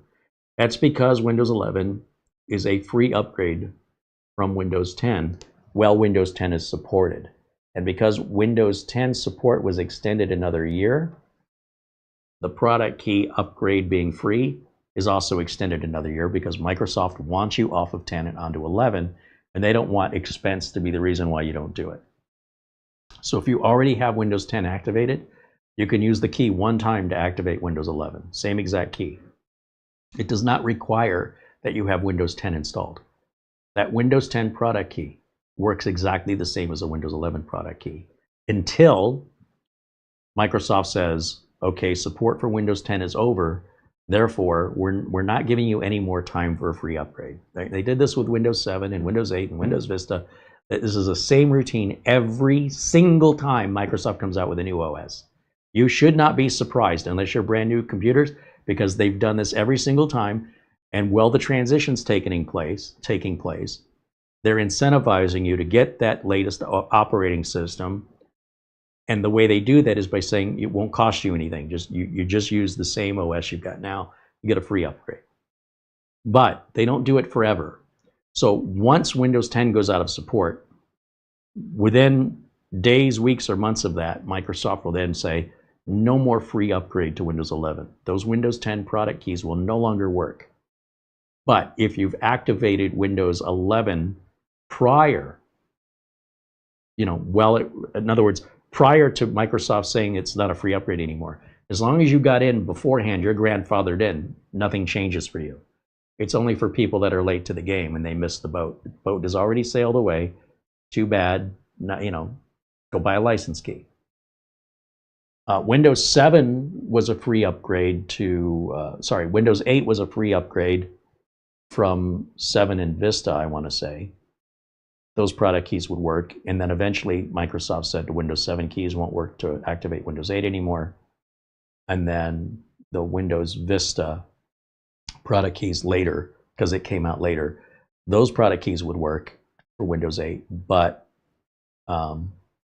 after a certain amount of time, Microsoft said, no, not anymore. Then the Windows 8 product keys would work to activate 10 and 11. And Microsoft said, yeah, you can't activate 11 with Windows 8 product key anymore. But you could for a little while. And if you did, while it was offered, you're locked in. It's fine. Nothing changes. Okay, there's our reboot. Everything looks good. It's actually pretty quiet. I'm just now starting to hear the fan a little bit, but it's a pretty quiet machine. And let me go full screen again here. Right click on the start button and we'll look under the device manager. We still have a lot of unknown devices here, a lot. But we're not done with the Windows Update. And because this is a brand new build, I'm sure that there's not a product key in the BIOS. Oh, look at, there is. Oh, isn't that interesting? So on the Amazon webpage, it says it comes with Windows 11 Pro. And I said, well, it can't if it doesn't have an SSD and storage. But it does. It actually comes with the product key in the BIOS. And if you installed Windows 11 Home, it would not activate and you wouldn't know any better. Interesting. I was not expecting that. That's a little extra bonus. All right, let's go back to Windows Update again and see if there's any more drivers before we start looking for drivers. We'll hit retry here and it'll refresh this page in just a moment. Like I said, it's a pretty recent build edition of Windows 11 install media, so there shouldn't be much left unless it's driver related or .NET framework stuff. This is really turning out better than I expected. I don't want to jinx it. But this is like a little hidden gem. And we wouldn't have done this because Goodtico doesn't know who we are. I don't know that they know who anyone is. So the only way we would get this is if we bought it. And it might just be something you want to buy that, the hordes of people out there around the world don't know anything about it. So you're not competing with, having it sold out, finding it in inventory or anything like that. It's right there in plain sight. The vast majority of people aren't even looking at it. That's what marketing's for. That's what commercials and pop-ups and all those emails and spam that annoy you, People end up buying that stuff, so it's very effective. And if you don't do that stuff, then who the hell is Goodtico? Then that's the opposite side of it. You don't get any sales because no one knows you exist because you didn't irritate them with pop-ups and ads. Sorry, guys, you just need to be irritated to make a purchase. So because we were in the position we were in where we're looking for content, I just stumbled on that. You know, I went looking and found something I didn't even know existed. And now it's seeming like this seems like a pretty valid consideration when purchasing a mini PC for the price that you would otherwise not even know to put on your list to even do any comparisons with if you didn't know it existed. All right, I don't want to speak too highly of it yet. It's still a little early, but we're really off to a very good start here. It does see my 32 gigs, right? Yeah, 32 gigs is there. There's our i5 14450. That's our 1 terabyte Intel storage. Windows 11 Pro, 26200.8246. Everything looks perfect on this. So then the only issue we have now when we look in the device manager is we still have a number of devices that are missing. We have 1, 2, 3, 4, 5, 6, 7, 8, 9, 10. That hasn't changed, has it? Well, it has changed because the SM bus driver was part of the chipset. That's been removed, or removed out of the other devices area and into where it belongs. So the next thing I will do, because I don't want to work any harder than I have to, and I don't want to worry about installing the wrong driver, is I'm going to go to my browser and type in Intel driver update utility. And the very first link is this driver and support assistant. And we're going to hit, we have to allow this. This is important. Normally I would say to block, because normally what this is asking is permission to issue pop-ups to you. This is not what this is doing. This is saying I need to look at your system hardware and report it so I can identify any missing drivers. You have to allow that or this will not work. So we hit download. We'll grab that download and install it. It's a very small download here. And just to avoid any confusion, I'll close the browser. And when this is done, we should see either the browser reopen or we're going to get a little icon down on the right side here. Oh, first we have finish installing. Agree to the license agreement. You don't have to agree to this computing improvement program. It's optional. So I'll hit decline. This, if you want to get rid of these pop-ups about Windows backup, hit the 3 dots. Turn off all notifications for OneDrive.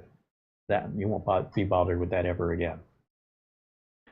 Then we'll hit launch, and that should open the browser, scan our system, send what it finds to Intel so they can look in their database to see if it identifies anything we're missing. And all it's identifying is a new graphics driver. So for that doesn't matter to me right now. The graphics driver we've got is the right graphics driver. It's just a little older. So where do we get the rest of the drivers? Well, that's where we're going to go to Camrui, H2 drivers. Then let's see if we can use their drivers. Download center. Go to the download center. And we're looking for the H2. Uh-oh. I know they make more than 4 models. Where's the rest? Where's the rest? That's not what I was looking for. Let's go back. Maybe I'll try this first link instead. That's better. Okay, I guess I should have used the first one. There's the H2 download. File is too big to preview. That's fine. Download it anyway and download it anyway. Now this says it's for an i7. This is a different CPU. Interesting. I wonder if there's any difference. Let's close that.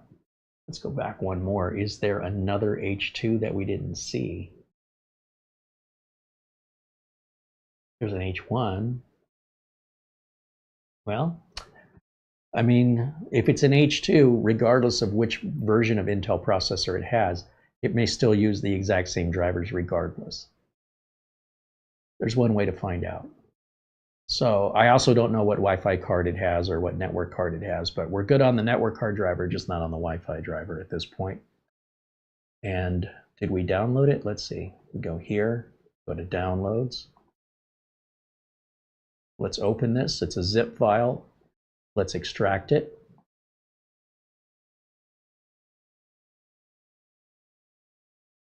And we'll close and close. Again, I just want to clear the clutter.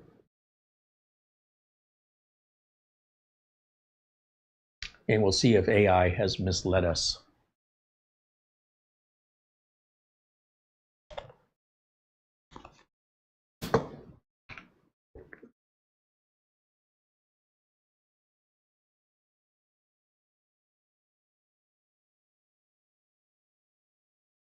How warm is the PC getting? Well, the top is cold, but then, we've got a big space here. The bottom really can't breathe without the feet on it. I'm kind of suffocating this computer now that you mention it, because it's sitting flat on the desk. And with the rubber feet on it, it'll raise it up a little bit so air can get up under there. So I'm glad you mentioned it, because we're probably going to need to put the rubber feet, because if I set it on the side, either side, I'll be blocking ventilation that way. There's no way to set this other than on some rubber feet to get the air, getting it under it. Or we just turn it upside down. And if you turn it upside down, it'll work perfectly fine that way. That way it's getting all the air at once. Here, it's ejecting it out the sides, and then we've got ports on the front and back. That means that we either have to put the rubber feet on to get that space, or we turn it upside down, which is not as attractive, but that will keep the heat down. I don't think it was getting too hot, but we're going to run the Cinebench test on it here in a moment. First, I want to get the drivers all installed, so that way we get accurate test scores. So let's get back over to full screen here, and we'll go over to our device manager again. I'll click on any item in this device manager, and we're going to get an extra icon up here. Get a bunch of extra icons. And the one I want is this one. No. Update device driver. No. Add drivers, plural. I want to add a bunch of drivers. And I'm going to point it to that directory I just extracted, which is in downloads. Right there is good enough. Hit OK, and let it scan the entire driver folder. And it'll just add everything in that folder. And you notice on a lot of this, it says 0 devices.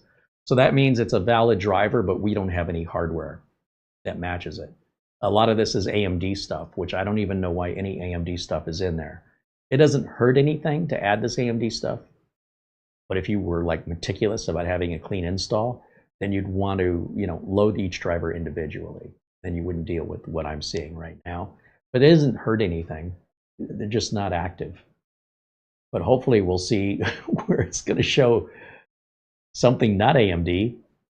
And I don't know why Cam Rui threw in AMD drivers on their Intel system. But you'd be surprised how many pre-built machines from Dell and HP contain drivers that don't apply to any hardware, because they just have like one installer. And they don't just start over from clean, because this doesn't hurt anything. It's just, if you understand what we're seeing here, you go, well, that's pointless. It's not benefiting us. No, it's not hurting us either. And we don't have to, isolate each individual device and identify it. This will just take care of whatever's there automatically and see if there's anything left when we're done. I mean, it's just that easy. And that assumes that the Cam Rui H2 does in fact align with this, which, we'll find out the truth on that here shortly. But I just love how I don't have to deal with looking up the ID. I don't have to deal with any of that stuff.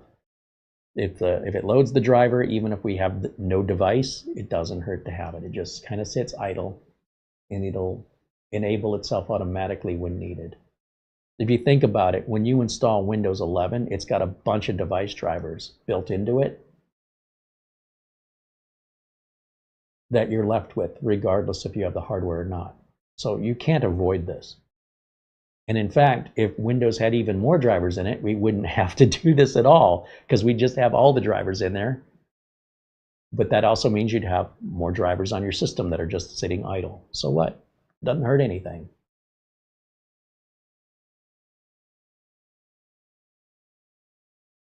And that is a big driver directory. It's going through a gig of drivers. Well, that was zipped. It's probably bigger than a gig when it's unzipped. And so far, it doesn't seem to have done anything for us.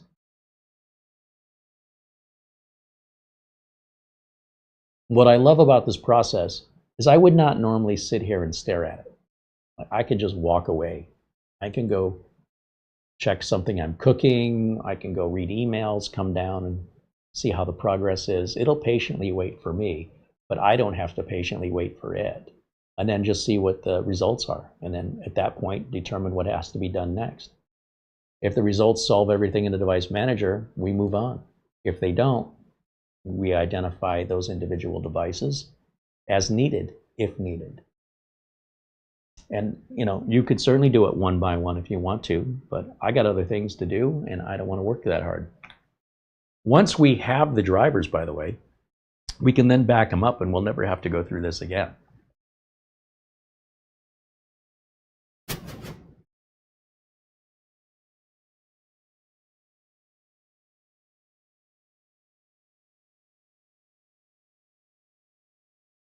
Bill Stodd was telling Andy that Doug Betts found out about the minis that he was buying that came with the home version of Windows.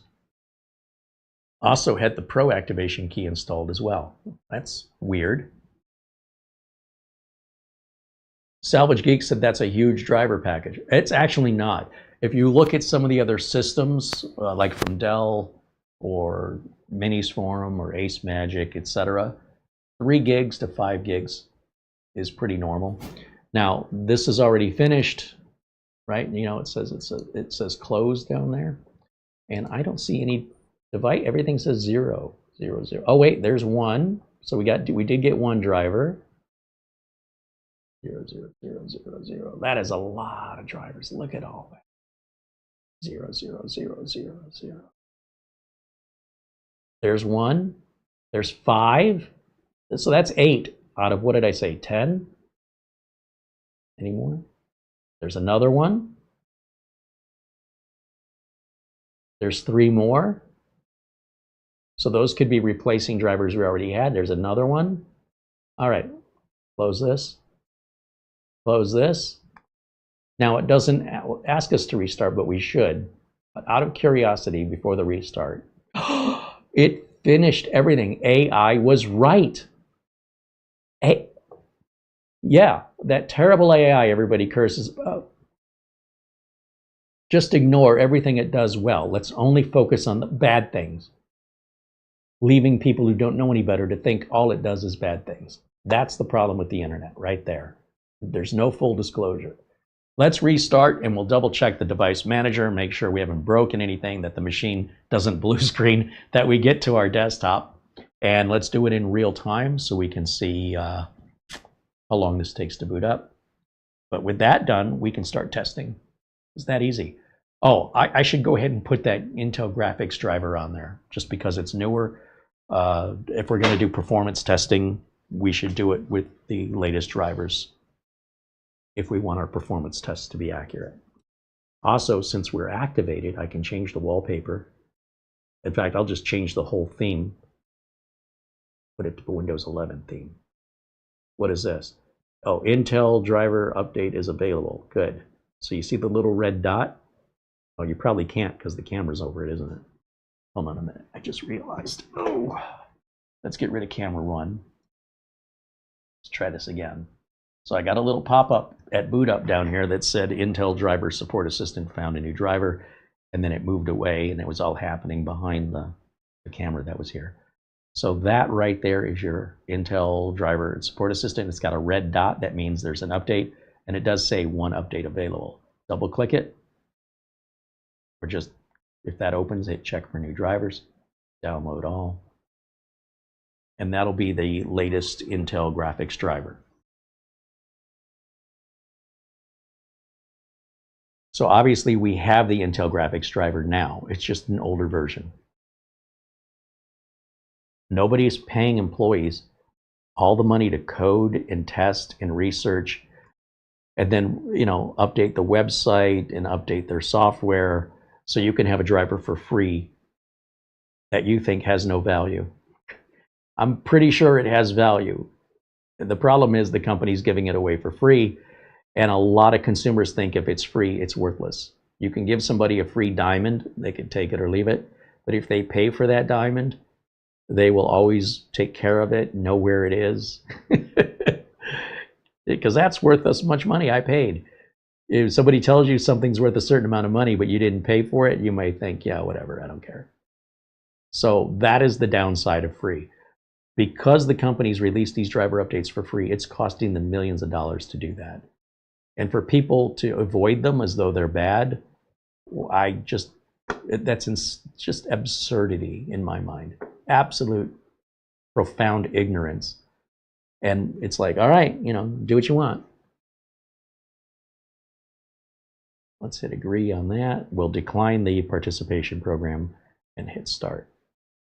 So again, it's sort of like, you want to cure your disease, you got to take the medicine. No, I'm not going to take the medicine. And so instead you die prematurely of the disease. It's absurd. But, people want to do that to themselves. Welcome to freedom. And that's what some people will do with their computer. They don't want Windows updates. They don't want stuff that's all coming to them at a very high expense from the manufacturer. They're charging them nothing for it. And I will bet you if these companies started charging for the updates, more people wouldn't have negative things to say about the updates. They would all appreciate them more because they're paying for them. But because they're free, including these YouTube videos, there are entitled people that think they're owed something. And if they don't get what they think they're owed, even though they paid nothing to the person who created it, it comes off sounding as though somebody has a serious mental delusion. It's like, where did this person learn this? Where in life does that ever work, where you just walk in and start demanding things in exchange for no money? Good luck. Let me know how that works. But yeah, we see this a lot on social media. A lot of entitled people that think they're owed things that they didn't pay anything for. And they go, well, I paid for my computer. That's not my problem. I paid for my TV. That doesn't mean I get HBO for free. What's that got to do with HBO? What's that got to do with Netflix? Nothing. You want that, you pay for it. You don't go, well, I paid for the TV, I paid for the electricity, I paid for the house, so therefore I should get Netflix for free. Okay, well, good luck with that. Enjoy this delusion of authority you seem to think, that people owe you things. Let me know how that works out for you.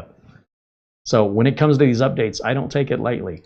It's in your benefit to download these updates, and it's in your benefit to do it as soon as possible, because those updates oftentimes are coming out for security reasons. And if you postpone it because, what if the update breaks something?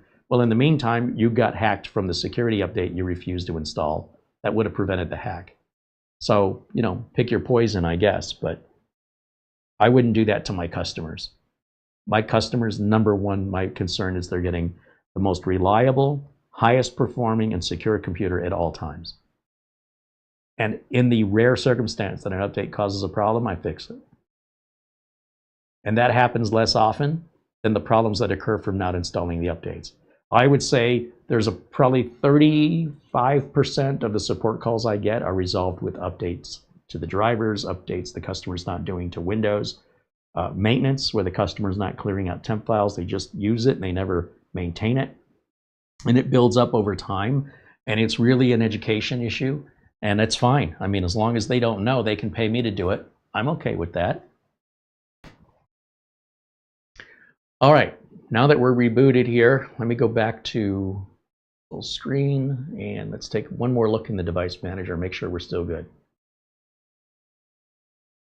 Oh, it's perfect. Perfect.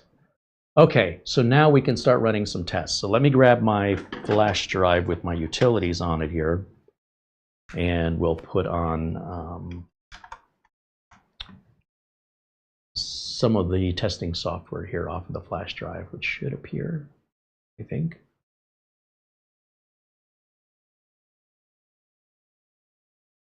There it goes. Okay, so we want Uncle Carrie's Windows 11 Optimizer. I'm going to move that over there. That's for sale. And we'll have the links for that in our video notes today. Drag and drop VLC on there because I like this better than Microsoft's Media Player, which I always uninstall. We don't have a Samsung Drive testing software. We want Crystal Dismark Portable. We already know this is an Intel Gen 3 drive, so We expect it's not a rocket ship, but we still want to, verify that it's running where it's supposed to be.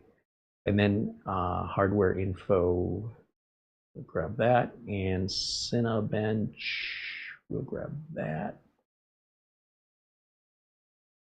Drag that out. And let's start with the optimizer. Optimizer says, oh, I got an email. Thank you, Mara. So, yeah, Windows is activated, TPM, Secure Boot is off, BitLocker is off, System Restore is on, and then I want all of these checked, so we'll just hit Optimize All, and it'll take care of all this for us, and it will uninstall the Windows Remote Desktop, which, by the way, was part of a big security update earlier this last week, and it wouldn't apply if you just took it out. That's why we've been taking it out this whole time. We've been telling you guys, and some people just can't wrap their head around it. It's fine, leave it in, but we uninstall it. And that way, when the security update and Microsoft finally acknowledges, oh, this is a security, who cares? It doesn't affect us. We've already uninstalled it. And uninstalling that for years. Finally, Microsoft has done something. They got there, but I'm sure there'll be another update for another security issue because it is what it is. Now it's going to rescan again. It says optimizations are applied, and everything looks good here. I'm fine. Secure Boot, we can turn it on or off. It doesn't matter. In the future, that might matter. Right now, it's optional. With that being done, let's run Crystal Disk Mark.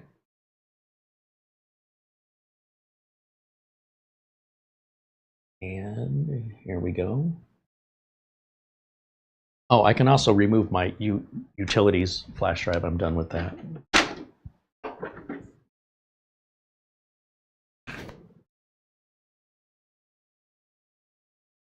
I'm trying to remember what speed these Intel drives ran at. I thought they ran a little faster than this. That seems slow to me.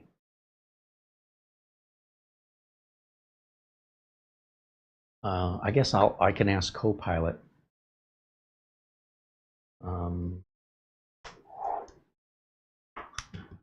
What are the read and write speeds of Intel 660p 1 terabyte NVMe? Let's see what it says. It's been a while, I can't remember. Oh, 1800 on the reads and writes. So we're actually doing better than what it's advertised as. Crystal Disk Mark said it should see about 1932 on the reads, sequential reads, and 1794 on the writes. Look, if you just said, okay, 1800 on both, and you were in the ballpark by 100 megabytes, that's probably exactly where it's supposed to be. Let's see, so 2175 is what we got, and what did they get? 1932. We're doing better than SSD review did. And then let's see, write speed should also be around 1800.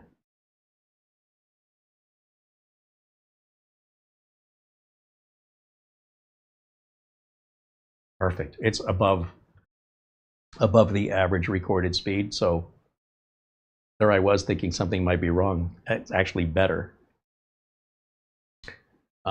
That's good news. That's what I want to see. Now this is capable of a Gen 4 NVMe, which can do 7,300, 7,400 megabytes a second, if you want to spend the money.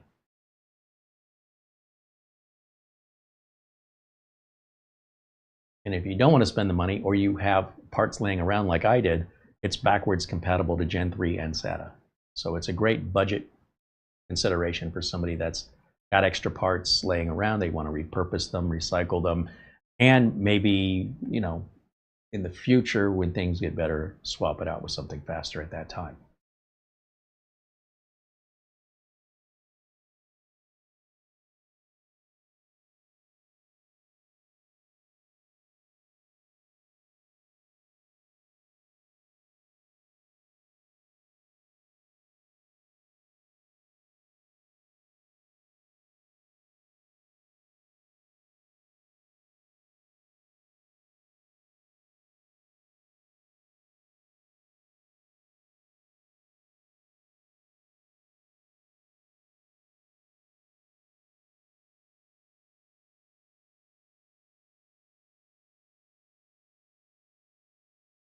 Okay, that result is finished. Sorry, I was just looking over at the chat.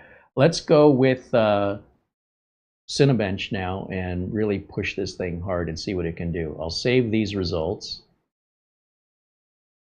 And this keyboard over here. Need to use the right keyboard. Crystal Disk Mark.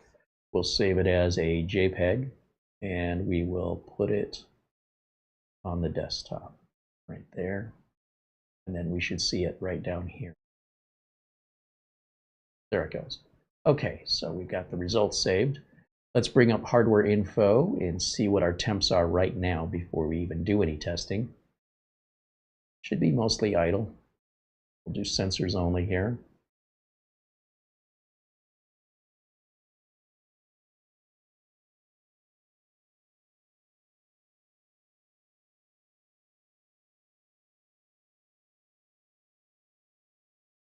Okay, we're looking for temperatures.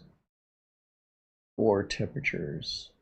Okay, so we're sitting in the upper 40s right now. And the hottest it's hit since we started this piece of software is only 58. That's our maximum. And let's just do this. Let's bring up Cinebench. Let's fire that bad boy up.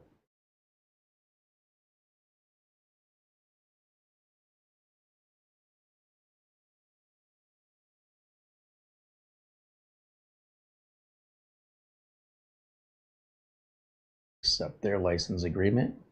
Hit start the test. And we'll overlap this window over to the right, and then I need to move my camera over to the left. Trying to get as much information as I can on the screen. And then we'll grab camera 1 and we'll move it over to this side. Now we can all see. The fan has been pretty quiet. I am starting to hear it ramp up, but it's not very noticeable. And I've got it upside down. I would imagine turning it around would quiet it down a little bit, moving the fan away. But I think that's the only fan in the system. There's no fan on the other side with the RAM and the solid state drive. That's what the big heatsink is for. All right, let's take a look in the chat room since we now have 10 minutes for this test, and then we do the single core, that's another 10. So for the next 20 minutes, we're running Cinebench, we'll get our numbers and our temps, we'll grab that screenshot, and then we're done for today. And I could conclude this is a pretty good bargain, I think. I don't know with regards to like longevity, but I can't see it being any different than any other mini PC. You know, sometimes you get unlucky. Sometimes you spill something on it. It's not even the manufacturer's fault. You dropped it or you had a power outage and it spiked it. That can happen to anybody.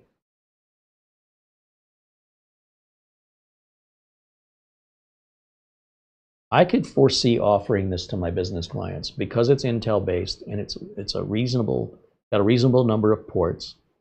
None of my none of my clientele use USB Type-C. They just don't use it at all, let alone USB 4 or Thunderbolt. They don't do any of that stuff. They mostly get flash drives. They like to have multiple monitors, and they're running Word, Excel, PowerPoint, Adobe Acrobat, database software. It's all work. They're going to work every day. They need a computer to do work. And they don't need a $1,000 computer to do it anymore. Something like this, we could put this together, what is it, $300 for the box, plus whatever you want to spend on RAM and storage, depending on speed, capacity, and your budget. We throw Windows 11 on it, we grab the drivers from Camrui, and then we can back these drivers up, now that we've got them, make our own drivers backup with the utility, or just Google the DISM command. That's all the utility does for you. And I'm referring to Uncle Carrie's Windows 11 Optimizer. It'll back up the drivers for you. It's just an added function we threw in. Doesn't cost anything, no third-party software is required. And then back that up, put it on a flash drive or something, and if you ever need it in the future, your install is going to be a lot faster. Or you could just clone the whole thing with like a Cronus and just restore the whole image with all the drivers and everything. So there's a lot of ways where the first time you set it up, you can then create your own solution for the future. But because Goodtico doesn't have a website. They're not doing that for you. You have to do it yourself. But if you're well organized, like I have a folder on the NAS, and it's called Goodtico, because I only have one. And I will take all the test results screenshots and move them onto that folder. And I will also take any driver backup I do and move it into that folder. And that's how I store it for myself. I'm not storing it for you. That's your responsibility. I'm storing it for me. If you want somebody else to store it for you, you could buy the Camrui H2 and Camrui will store it for you, right?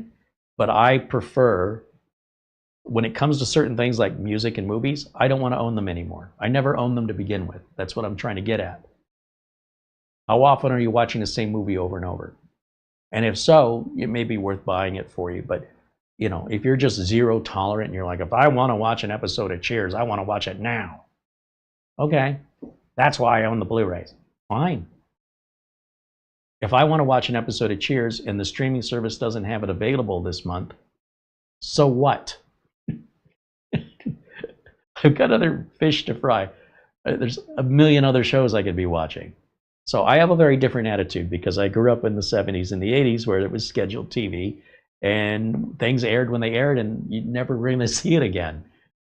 You know, if they aired a movie like Star Wars, the pieces of the movie were missing so they could make room for commercials. It sucked. And now everybody's spoiled and everybody acts like they're the king of Wonderland and you must obey them. I want this now. I want my food delivered. I want somebody to come pick me up and take me where I want to go. I want to order online by clicking my mouse and having things arrive at my door for free within a day or two. Okay, Richie Rich, life has gotten really good for us, hasn't it? People go, I can't believe how expensive everything is. Well, stop living like a rich person. Anyway, coming from where I come from, I find it just insane, the entitlement of average, ordinary people that used to be entitlement of only the wealthy people. But that's just my own. It's just the way I was brought up and the time I was brought up. But people don't realize how good they've got it, and they still complain. I'm like, oh man, you have no idea, or you've long forgotten. Phil Stott said he grew up in the 50s and 60s when reruns were not available on other channels. Hey, listen, when we, in the 70s, we had a color console television in the living room. But a lot of the TV shows were still black and white. You know, I was watching reruns of Lost in Space as a child on the family TV, color TV. The episodes were black and white. Episodes of I Love Lucy were in black and white. The Andy Griffith Show. So many shows I watched as a child on a color TV were in black and white because they were reruns. And I didn't complain about it. I was grateful to have it. But times have changed. Now enough is not enough, and we always want more, and we want it free. We want everything in exchange for nothing. Otherwise, we're going to get on social media and cry as we're victims of our own entitlement. There is amusement in that. It's outrageous and disconnected from reality, but that's what makes it amusing.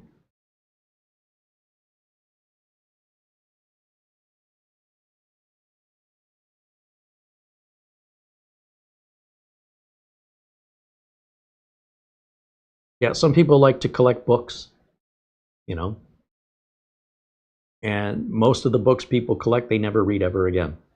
But there will be a handful that they read over and over. And I'm saying those handful are the books you should keep. All those other ones, if you haven't read them in years, you're not going to. Who are you kidding? Let somebody else benefit from it. You know, take it to a used bookstore or donate it to Goodwill. It's a book. It can be reused over and over again. You're not using it. It's kind of selfish. I paid for it. It's mine. Yeah, but you're not using it. Wouldn't it make you feel good to know somebody else is going to get some enjoyment from the same thing you found enjoyment from, enough to want to keep it, but not enough to ever go back and read it? And you think, well, maybe one day I will. After a certain number of years, you're just lying to yourself. Admit it, you're lying. I mean, if you actually believe what you're saying, but yet you have the evidence to prove you've never gone back and, that maybe just never happened. It probably never will. And you know what? With everything getting cheaper anyway, it's not like you can't just go on Amazon and order the book and have it the next day anyway, or order it on your Kindle and have it within seconds. So I don't get this hoarding mentality. When we had nothing, it made sense. You held on to everything. But when you act like a rich person and you're having things delivered and nothing's ever enough, why would you hold on to anything? You're rich after all. Just go buy another one. Oh no, I can't do that. So you want to act like a rich person and act like a poor person at the same time. Okay. I can't wrap my head around what's going on in people's minds. Just like a monkey riding a tricycle in there. Doot, doot, doot, doot, doot, doot, doot.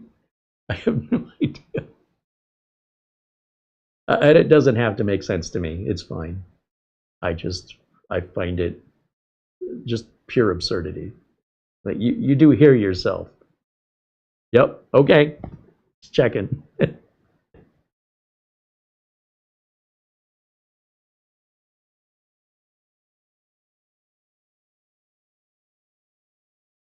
Black and white TV had a special art style. Yeah, there's still sometimes movies that'll come out in black and white for that artistic thing. I didn't find it artistic. I find it annoying. But, an episode of Twilight Zone was good if it was in black and white or color. You understand? Like it was more than about the aesthetic of the show. Now we've gone the opposite way where we have like science fiction shows and stuff where the CGI is just terrible. It's amazing, rather, but the script and the acting are terrible. I couldn't watch old episodes of Doctor Who with Tom Baker when he's walking on the stairs of a set and the stairs are wobbly and the costumes are terrible. But he was such a compelling actor and the stories were very amusing that it kept me locked in. And yeah, the sets were fake and the costumes were fake. But the way that he delivered that character's, on camera, his acting, his facial expressions, his timing, and the script itself.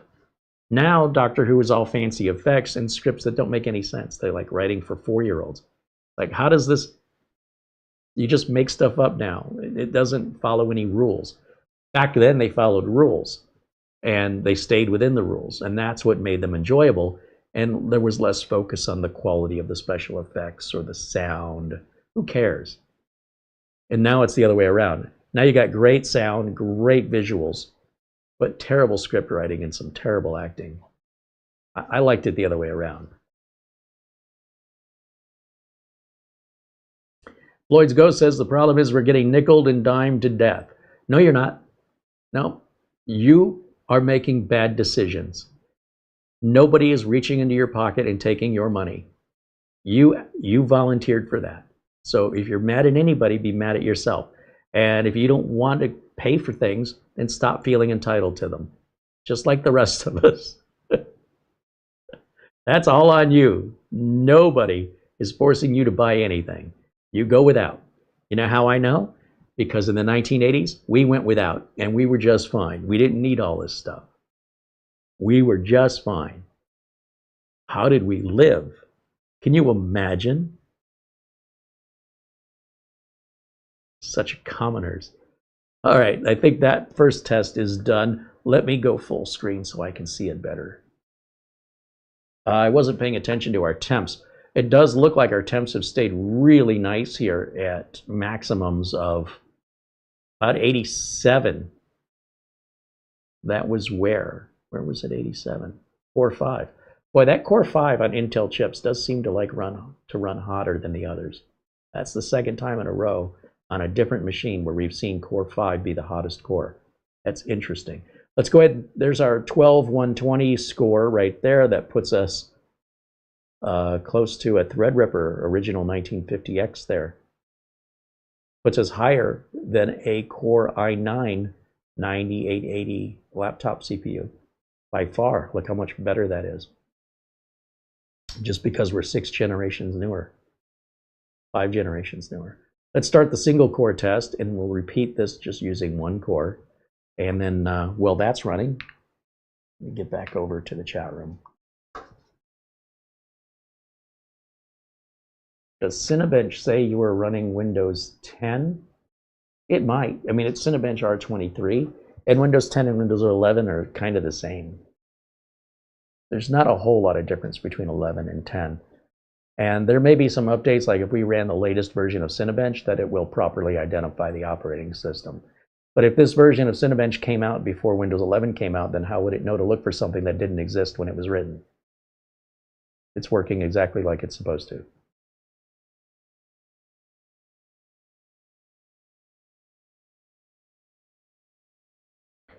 John P. in the chat says, last year I got myself the GMK Tech M6 and I love it. But I might order this mini PC by what I'm watching here that you're showing. Hey, that's great. I mean, look, even if we have an Amazon link to this, right? So if you buy it, we make a commission. Do you know what our commission on this will be if you buy it? I think it's 2.5% of the total sale price. So if the sale price is $300, 2.5% would be $2.50 for every 100. That means we would make $7.50. The reason I mention this to you is I honestly don't care if you buy it or not. I'm not nickel and diming every $7.50. I don't have a dog in the race if you buy it or you don't. But what I would request is if you do buy it, we'd love to hear what your experience with it is. Do you agree with what I found? Have you found something else that's also a benefit that I've missed? Have you had a bad experience that I didn't have? I would love to hear from anybody who buys one and has experience with it. But I'm not going to twist your arm and tell you to buy it. I'm just here to introduce it and evaluate it. Primarily, I need to know for myself if this is something I can offer my clients. Not that anybody's ordering right now, but I don't need to wait until then to figure it out. So this is a good time to do a little research and identify what machines have potential for me to start, offering, and which machines to stay away from. That's why I'm doing it. Charlie says YouTube is raising the price to $15.99 a month. For what? YouTube has YouTube TV, they have YouTube Premium, they have YouTube Premium Lite, they have a number of different subscription models. I think like if you don't like to watch ads and you don't want to pay this, is it $16 for YouTube Premium? There should be YouTube Premium Lite, which is about $6 less. And what they do is they take the ads out of all the videos except for music videos. Well, I don't watch music videos that often, and I don't mind an ad now and again. And they usually play right in the beginning. And not every music video, just a couple will show an ad now and again. So for $10 a month, to not have to deal with the ads, except when music videos. I think they raised it $1. I think it was $7.99, and now it's like $8.99 or something. But you might consider that if you're paying $15.99, unless you watch a lot of music videos. I think it's called YouTube Premium Lite. So if you want to save a few bucks, you might want to consider switching to Premium Lite. You may not notice any difference if you're not watching music videos. And again, it's not every music video. Mark is asking if I checked my email. Let me see. Apparently I haven't. Oh, Mark Kane sends a PayPal contribution. $25.92 in lieu of a super chat. Thank you, Mark. Or should I say cheers to Mark in Northern Ireland for your generosity and support, also paying for membership here.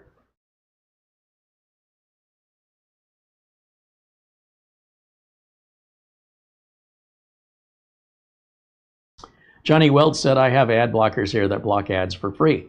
Well, but you understand that's how we got here, right?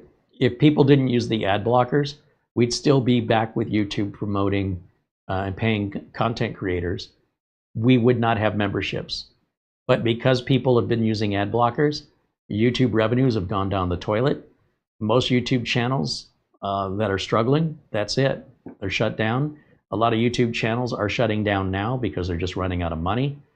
And then the content creator has to ask for memberships. They have to ask for their viewers to support them, All because you guys wanted to use ad blockers. We told you, we asked you, we said if you continue to use this, they're not going to have any choice. They will not, YouTube will not pay for your entertainment. They will for a little period of time. And after that, you have to carve your own way or watch the ads. And you did not agree with that in bulk. The average users were putting the ad blockers on, not holding up their end of that contract. And so YouTube said, well, we can't legally enforce this contract, but what we can do is triple the amount of ads we show you. Since our ad revenue is worth less, advertisers aren't going to pay as much for it when they know a lot of people are blocking the ads. That means the content creators get paid less, and now the content creators have to sell merch, or they have to come up with other ways to pay their bills. So keep using your ad blocker, because it's only going to get worse. I promise you. You guys will use the ad blockers in bulk to such an extreme that there won't be free videos in any way, shape, or form anymore. And it's because you're using the ad blocker today that you think you're getting away with something, and you don't realize the consequences of that affect all of us. So, ask me how I really feel. You enjoy it because it's only going to last a little while, and you're going to long for the days when you could use an ad blocker when things used to be free. And it'll be because you use the ad blocker that things didn't stay free, because you won't watch the ads. You won't hold up your end of that deal, so therefore the deal will go away. And it doesn't matter if a few people use ad blockers. The problem is so many people have used them. How do you think we got here from where YouTube was 10 years ago? This place has changed big time. So what are you going to do?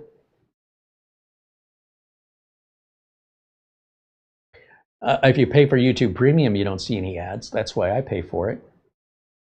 And for I think $9 a month, I think it's worth it. Because the ads get really annoying, and they're going to continue to get even more annoying and even more invasive, and they're going to keep slowing down videos when they detect an ad blocker. There's been some instances where the videos delay before they show, where YouTube's blocked videos, and then you have to, it's a cat and mouse, like a virus and an antivirus. One day you'll realize your time is worth more than $9.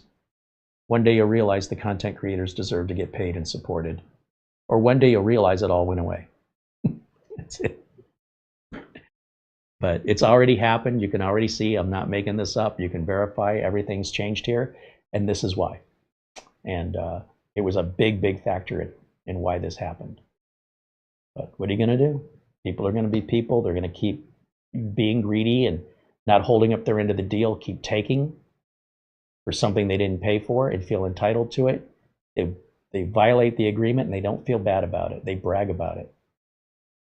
And then you wonder, when everybody starts doing that, what's the consequence? When you have to go get somebody that works at the department store to unlock a glass case so you can buy some deodorant because of all the shoplifting. And I'm not saying you're a shoplifter, but I'm saying the consequences of mass shoplifting. And now you're waiting and waiting and waiting because you pushed a bell for, push a button for assistance, and now you're waiting and waiting so they can unlock a cabinet so you can get toothpaste.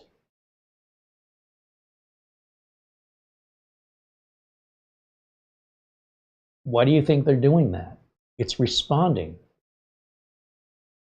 If people just obeyed the law, if people agreed to the agreement or didn't participate, we wouldn't have this reaction of locking everything up. I think it sucks. But if this society in mass is going to shoplift so much, I don't know what the retailer can do. Many retailers have pulled out entirely. They just said, I think Walmart pulled out entirely of Portland, Oregon. They just said, we're just not doing business here anymore. Businesses all through San Francisco, just close them down. All we're doing is getting robbed and stolen from, and rent's expensive, and people don't care. So everybody can suffer and go further when you actually want to go buy something. It won't be convenient anymore. Now you're going to have to drive into another city. Well, we're doing it to ourselves, is all I'm saying. Companies are not doing this to us. They're responding to us. Until we change our behavior, it's going to continue to get worse and escalate. But that's just my opinion. You may feel differently. I might be biased as a content creator who would like to be able to make a living doing this. And you guys, many YouTube viewers, when I say you guys, nobody in green, obviously, but it's the people that don't pay anything that are the most demanding, the most critical, the loudest complainers, and they don't deserve it. They didn't earn it. They're not doing us a favor by watching our content. They aren't. The people who support us are. Back when the advertising was being watched, then they were doing us a favor. But no, they're taking and in exchange giving us nothing. And then they think they're righteous. It's absurd. The entitlement is crazy. But you see where it's going. If the attitude in our culture doesn't change, this is just going to get locked down even more. And eventually there won't be any free videos on YouTube. You watch. Or the only free videos will be ads. That's the other thing that cracks me up. The beauty of it is, you think of these people that put their ad blockers in, right? This is how stupid this idea is. You think you're outsmarting the system. So what do content creators do to make any money? They make ads. So there are ads in front of the video, and the video is nothing but a big ad. You are watching, with many content creators, you're watching a commercial disguised as a review that is nothing more than an ad. And if your ad blocker truly blocked ads, it would not let you watch the video. I think it's humorous when YouTube wants to play an advertisement when I'm clicking on a movie trailer I want to watch. Isn't the movie trailer an advertisement? So they're playing ads in front of the ad. And if your ad blocker truly blocked ads, it would block them all. So your brain is being tricked into thinking you're watching real content when what you're really watching are commercials. Why? Because you're blocking the commercials, so they found another tricky way to get you to watch commercials, and you don't even realize you're doing it. Thank you, ad blockers. Let's just thank ad blockers again. Because that was always happening, but now it's happening so massively at such a scale, it's hard to know what's sincere and genuine, like a review, versus what's a salesman. Look at TikTok. It's all shopping. It's all shopping. Almost every video on TikTok, at least 83%, I would say, are ads. They're selling you something, and you don't even realize you're watching an ad. Go ad blocker. This is what you asked for. This is what you get. So I got no empathy for it, and I got no empathy going forward for it. It's going to get worse until people's behavior change. But maybe this is what the people want. So give them what they want.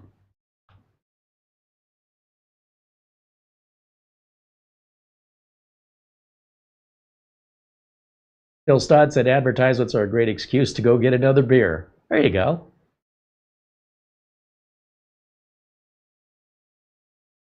Johnny Weld said he purchased the Windows 11 optimizer for $20 few years back, when he built his 9700K. Oh, the Windows 10 optimizer? Well, we appreciate you supporting the channel, of course, and we hope you've gotten good use out of the optimizer.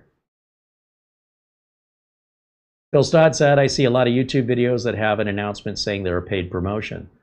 Yeah, but there's a lot of videos that are supposed to say that don't, and there's no enforcement, so you can't tell. If they voluntarily put it up there, and you looked away in the few seconds it appeared, you still wouldn't know. And if they don't put it up there when they were supposed to, there's no enforcement. So just because it's not there doesn't mean it's not a paid product placement. Without enforcement, the rules don't mean anything. So there's a lot of manipulation and trickery going on, because when they're honest and say this is an ad, you guys, many of you block it. So when they're dishonest and say it's a review and it's really an ad, you voluntarily watch it. It's crazy. Psychology of human beings fascinates me, that they can't see through the most obvious, in general, and I'm talking about the general public, they cannot see through the most obvious scam. And they're being manipulated, and they're acting like they're the ones doing the manipulating. And it's funny to me that they think, the end user's thinking they're getting away with something, when in fact they've just made it worse on themselves and everybody else. And they pat themselves on the back for a job well done, and you're like, you just made it worse. You're part of the issue why it got this way. And then they keep, digging their heels in. They're righteous. And it's like, well, you didn't pay anything for it. What gives you the right? So that is just bizarre behavior to me. And it's not sustainable. These companies are not going to continue to give you stuff for free in exchange for nothing. It's just not feasible. It's not a charity. So it's only a matter of time, unless culture behavior changes and ads can work, before the whole system gets locked down except for ads. And that'll be the only free video you can watch. Remember, I said it, because it's coming if things don't change. I don't want anybody being surprised. You guys, when I say you guys, I'm talking to the people, obviously, that the bulk amount of people that watch YouTube are paying nothing to do so. Okay? And that was well and good when they were watching ads. It was a fair trade. But they're not holding up their end of the trade anymore. So most people aren't. Based on that, you can expect there to be consequences. All right, did we finish on this test? Well, I've been yabbering on about my soapbox. It is what it is. I can't control it, but I can observe it. I can say, you're seeing this, right? You're aware of it? It's not just me? You know what's coming? All right. Keep doing it then. Let's see, temperature-wise, nothing really changed over here. We've got max temps, 87 is still the same. And our score over here, 1833, puts us on top of everything else in that older list, going back to an 11th gen Core i7. That's, again, we're several generations newer. And that just shows you the evolution of technology. Because that would have cost you a lot more than $300, I'll tell you that. That one right there. All right, let's go ahead and save our results. So I'll hit, let's see, function, print screen. Let's go to Paint. And then let's paste our print screen in there. Beautiful. Let's save it as a JPEG on the desktop. Let's call it Cinebench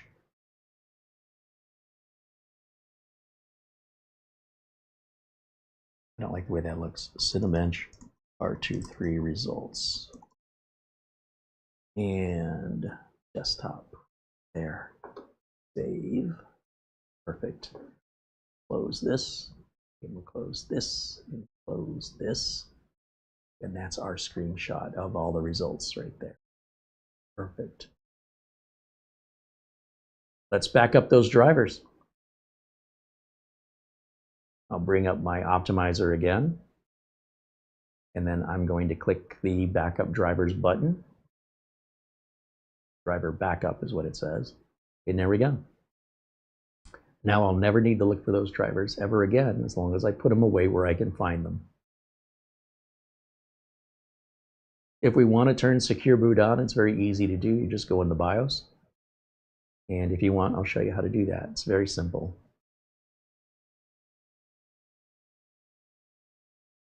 This just takes a minute.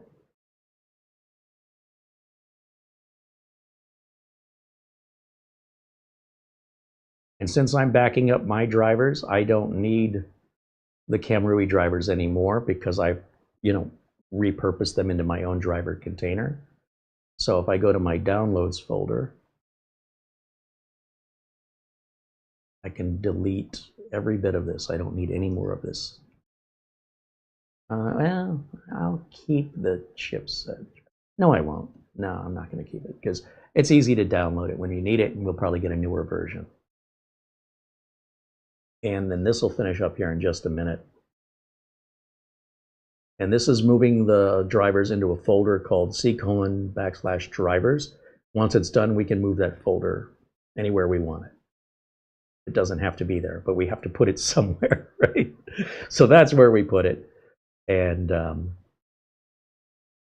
we'll back up the drivers folder so we have it anytime if we want to reinstall this or we buy another one, we'll have that. And then also, we'll restart the computer after this so we can take a look in the BIOS and see what that looks like. It doesn't normally take this long. Perfect, it's done. So now we have a folder on the C drive, or we should. All drivers. There it is right there. And how big is this folder? Almost 9 gigs. Remember you thought a gig was a lot? That's a lot of drivers. Now, if we want to zip that up, it might shrink it by 40, 50, 60%, but expand it out like that, it's almost 10 gigs worth of drivers. See this recycle, whoops. It's empty recycle bin. What did I pin that to quick access? Is that what I did? Yeah, let's unpin that. And let's get in the BIOS. We'll do start, shut down, restart, and as it restarts, I'll just keep pressing delete. Not yet.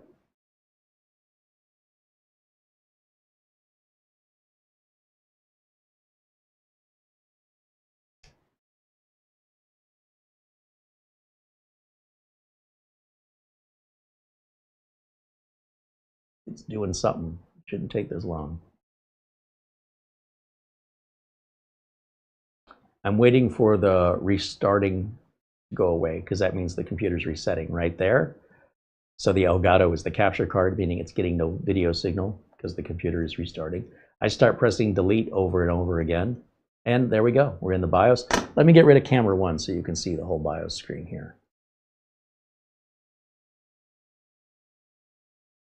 Now, I don't know if there's any performance modes we can change. Sometimes, if there is, they're usually, in the first two, power and performance, power management, turbo is enabled. Yeah, you can change the PL1 and PL2 power settings, but then it's probably going to run hotter. It'll run marginally faster, maybe 2-3% faster, but at a cost of a louder fan and more wear and tear on the CPU. So I'm going to leave it right where the engineer set it, but you can play around with it if you want to. You take that accountability on your own. That's probably the best balance point between power and heat, would be my guess. But under trusted computing, you see we've got our TPM device that's enabled. We've got a Realtek Ethernet card here. That's our wired Ethernet card. And then we need to go back in the device manager to see who makes that Wi-Fi card, because I wasn't paying attention and it just now occurred to me. But under Secure Boot, which is under the security tab, enter. It says Secure Boot's enabled, but here's the problem. It's not registered. So in order to register it, we have to change this to custom. Is it standard? Hold on. Darn it. I did not. I was pushing the keyboard without reading, so I didn't mean to reset it. I don't think this is going to change Secure Boot. We'll go back in there in a minute. Let's let it boot, and let me just check. Maybe I accidentally activated it. I don't think basically, I don't mean activated, I mean registered it. And it has to register with the operating system. So basically, when you install the OS, it's going to say it's off, typically by default. But let me just double check.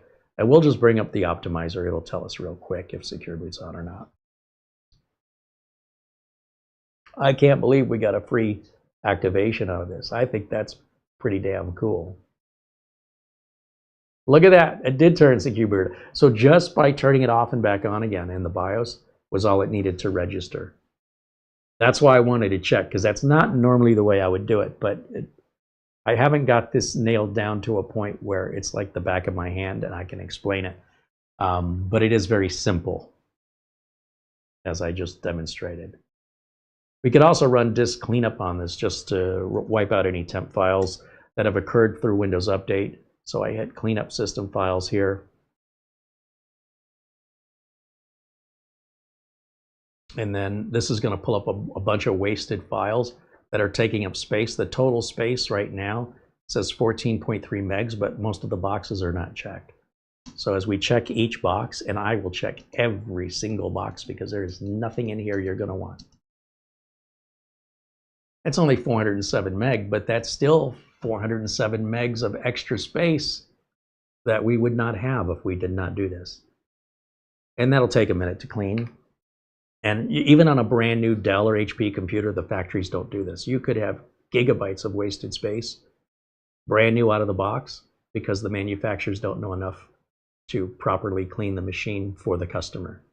It's on you to educate yourself and to know that if you want all the space that you paid for, you got to claim it yourself. And this does need to be done periodically with Windows. I'd say every 3 to 6 months. Or you're just going to slowly be losing space, and you're going to think you need a new drive or more RAM when all you need to do is a little spring cleaning. But hey, throw money at it. Let's all live like rich people. We'll just keep throwing money at it. God forbid we spend any time to actually clean it. I have a lot of clients that will not clean up their NASs. I go, look, your backups are taking a long time. We're going to have to replace the backup drives because you're running out of space. It's going to cost this much money. Plus, we have to increase the cost of the backups because it takes more time to back up. Unless you want to go in there and start deleting things, because it looks like most of it you don't even use anymore. And time and again, the excuse is the same. We are going to, one day, we're going to go through that and clean it up. Okay, well, I'm not going to hold my breath. If you want to continue to make backups, we can't wait for one day. We have to act now. And, here's what it's going to cost. So as long as you keep hoarding that stuff, it's going to keep costing you more money. I don't care. I honestly don't care. If they want to pay me more money and have to keep replacing the drives because they keep running out of space, I'm fine with it. But I want them to be fully aware of the decision they're making, and that way I don't get any pushback when I send the bill.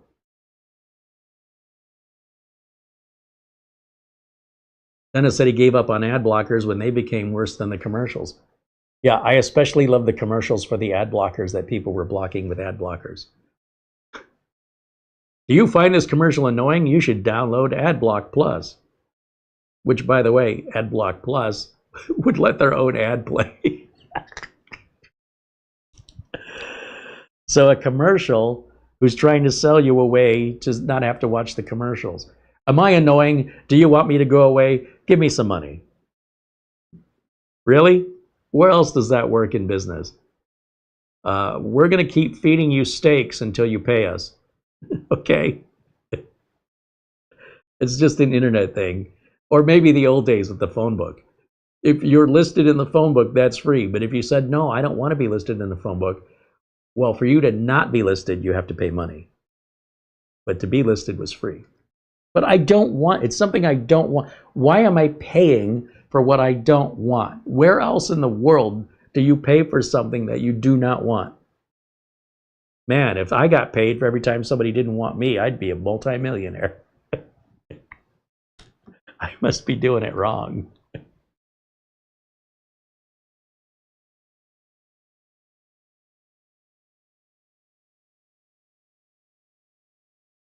In just a moment here, this should be done. And then the other thing I like to run for maintenance and cleanup would be PC Manager. I'll just start typing that and hit enter. Or click. And it should ask if we want to install it. Yeah. It's free from Microsoft. Who better to maintain Windows than the people who wrote it? You think they might be able to do a better job than some unrelated third party? Probably. And it's free. You just have to have the knowledge to go get it. That's how long it took. And then we just do a couple things here. One, I do not want to restore original settings. I turn that off. But I do want this to start every time Windows starts. It gets started. Give it a minute here. It's going to give us some numbers. I'll hit the boost button. It clears that all out. Then I'll do the disk cleanup. But didn't I just run disk cleanup? Yeah. But as you can see, this disk cleanup and the other one find different things. There is some overlap, but there's also some differences, and you'll see that here, because even though disk cleanup said we were clean, this disk cleanup says we're not. Now we are. It finished there or done, and then I'm going to set Smart Boost on, so it'll run automatically. And I expect to see that down in the system tray now every time I boot the computer. And from time to time, I might just start this up and hit the boost button just because I feel like it. Just clears out the RAM and a bunch of temp files. One button. It also does a bunch more stuff, but I'm not going to get into that today because we're just about out of time. In fact, we were out of time about 45 minutes ago. So that's going to wrap it up for today. I can put the rubber feet on this. I think we're good to go. Overall, I'm a little disappointed that the USB ports aren't 10 gig per second. None of my customers know the difference, by the way. They don't care. This is just me being a nerd. But I can't complain at the price. For that level of CPU, build quality seems on par with everybody else. I love that the rubber feet were not attached, so when I stick them on, it'll be the very first time. And I don't think I'll be getting back in there anytime soon. I want to thank all of our members, our supporters here, people that contribute to the channel, because we use their money to buy this. I can't tell you how much that means to me. Then what we'll probably do is something like this that I could resell. I'll probably keep it and offer it to one of my clients in the future. I'll put it on the shelf and resell it. But otherwise, if it's like AMD and my clients universally don't want AMD and we're done with it, I'll sell it on eBay, or I'll offer it for sale here to any of the viewers that want to reach out and make us an offer. We just can't give this stuff away. We need the money that we can get back so we can buy another one.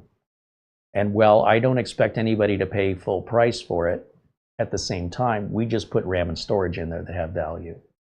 So that should help us, and it's a way of supporting us, where you're getting a computer that's already built, the operating's already installed, operating system is activated, all the drivers, all the hard work's done. All you gotta do is plug it in and start using it. And we're not charging for that. So if you're interested in anything that you see on the channel and you want to help support us and in exchange get a good deal, reach out to us in email. Our email address is right here on the screen, and we handle all of those transactions privately, but you must be in the United States. Mark Leibowitz just helped us out in a big way by buying the previous model because he wants it. And in doing so, we used that money to buy the G15. Just prior to the show, we were able to purchase it, and that's a Barebone unit.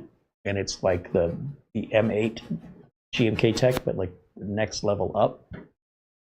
And without Mark Leibowitz, we probably would have never had the M8. And without Mark Leibowitz, we wouldn't probably get this K15. So what you guys give is going to represent what I'm able to make as videos. And I love it. I can't thank you enough for it. And that's how we're working around the ad blockers. Raj renews membership. Now a member 36 months. And again, our supporters, everybody you see in green there, supporting us. We've got 4 other mini PCs we were able to buy because of those people's support and individuals that are very generous that on top of that have contributed Amazon gift cards. That, again, the money goes right back into the channel. I'm not taking a vacation to Maui. I'd like to, but no. And then when we go through those computers, same thing. We'll sell them, get some money, use that money, buy another one. And hopefully between now and too long from now, we'll get more products coming in for review for free and alleviate the financial pressures. But in the meantime, we just would not have this without our members. And I cannot thank them enough and call credit where credit is due, that for everybody who doesn't pay, this video wouldn't be here except for those who do, since the ads weren't working. And it sucks. I think it's totally unfair letting other people pay the bills. But I don't know what else I can do about it, and I'm not going to change it. So all I can do is make you aware of it. And I hope that if you're somebody that watches these videos for free, that you sense the gratitude that I have for all these folks in green, because you wouldn't be watching this video. It wouldn't exist without them. So imagine how much more we could do if we had more folks in green and we had more contributions. We could be better off that way than we ever were with the ads. But that's unfortunately the representation of members versus subscribers is like 1% of members to how many subscribers we have. It is what it is.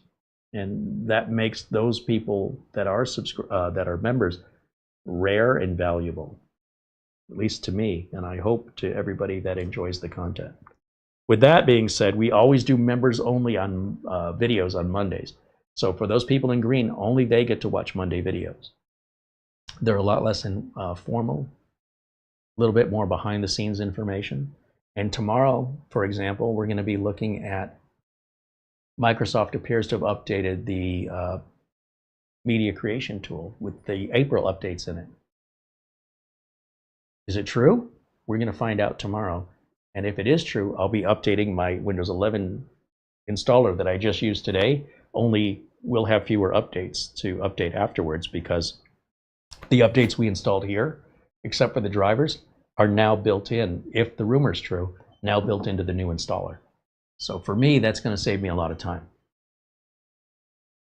I just need to verify if it's true. So we'll take our time tomorrow for the members and we'll look at it together. I'll show you what I'm looking for. Right away, we can tell if it's a new install or not, or an updated media creation tool, even though they may not update the media creation tool version number from last month to this month, even though they altered the version, Microsoft may not tell you that. So we have to identify it. We have to use our brain and our eyes and logic and know what we're looking for to identify it. And I'm going to show you how I do all that tomorrow. So that's an example of what we do for the members, on top of if members, there's other benefits that we don't get into because if you're not a member, we're not going to talk to you about it. That's for members to know. Sorry, I don't want anybody crying out that it's not fair. You wouldn't know unless you're a member. All right, Andy says that's not a bad mini for the cost, plus 2 for the activation and the rubber feet. Yeah, on the same page with the Andy. Autistic Gamer says, not everyone is rich. Yeah, but they're acting like they are. Do you have one of these?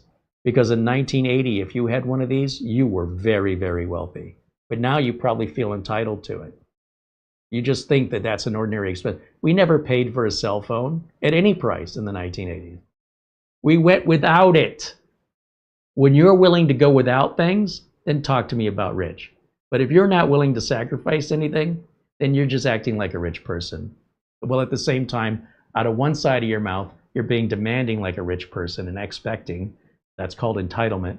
And the other side of the mouth, you're saying, I don't have any money. Well, maybe if you didn't buy all this rich people stuff, you'd have a lot more money. Every monthly bill I pay for this phone is a monthly bill I never had in the 80s and probably didn't have it in the 90s. I was late to getting a cell phone. I didn't want one. I said, there's no phone call that important to interrupt me while I'm driving. So I got a flip phone. And when everybody else was getting smartphones, I'm like, what do you do with that? I can check movie theater times. So I can check movie theater. How often are you going to the movies? What else do you do with it? I can watch movies on it. Why would I want to watch a movie on a little tiny screen? I got a giant big screen TV at home. Why do I even want to go to the movies? My screen is bigger than some of the screens at the movie theaters, and it's cheaper, and the concessions are cheaper, and the screen and the color and the HD. Why do I want, so I couldn't wrap my head around it. Why don't you have a cell phone, a smartphone yet, Carrie? Well, what am I missing? What do you use your smartphone for? I use my phone to make and receive phone calls. Well, you can text. I can text. I had T9. What's the problem? Well, now it's a camera, it's an MP3 player, it's a GPS. You can watch YouTube, and you can throw apps on here, and TikTok, and Facebook, and all of a sudden, instead of why do you have a smartphone, it becomes why do you have a computer? If all you're doing is consuming things with it, you don't need a computer. A consumer is a creation device that can also be used for consumption. But this is a consumption device that can't really be used much, very limited creation. So if you're a creator, this is a little bit underwhelming. If you're a consumer, which most people are, you can pretty much be a consumer on this the same way as you can be a consumer on a desktop. But when you're at work and you have work to do, you're a creator. In that case, you probably need a PC. That's why PCs aren't going away. As long as there's going to be jobs. If PCs go away, I guess you're digging ditches or doing manual work. But other than that, for home consumers, for consuming, you don't need a PC for consuming.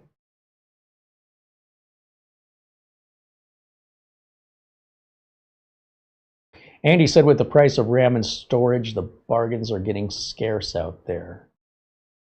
Well, I mean, there's still bargains, right? You have to look for them, but they're out there.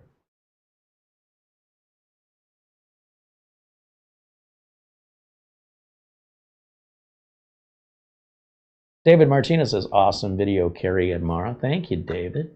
Thanks to Mara, our channel administrator. She got the thumbnail ready for today. All our the video notes and links and everything, that's all the work she does. If you email us, she'll likely be the one that responds, unless it needs to come to my attention, and at which point she'll bring it to my attention. And she can get to it a lot faster than I can.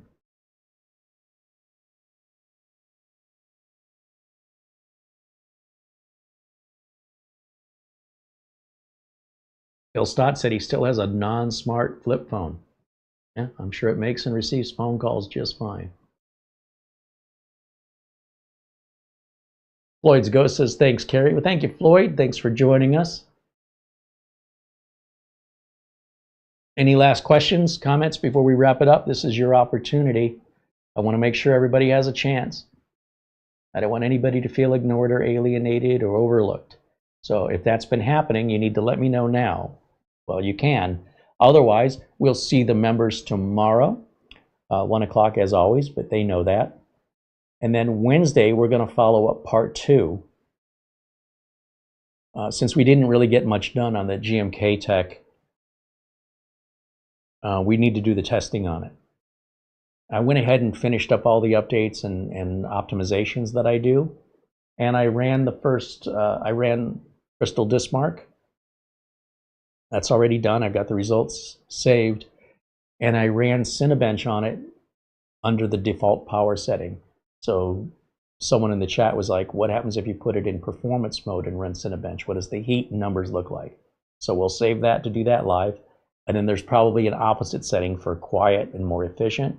And we'll run Cinebench again. That's 40 minutes of testing just to do that. And when you include going into the BIOS, making the changes, rebooting, you're probably at close to an hour just to do that one test.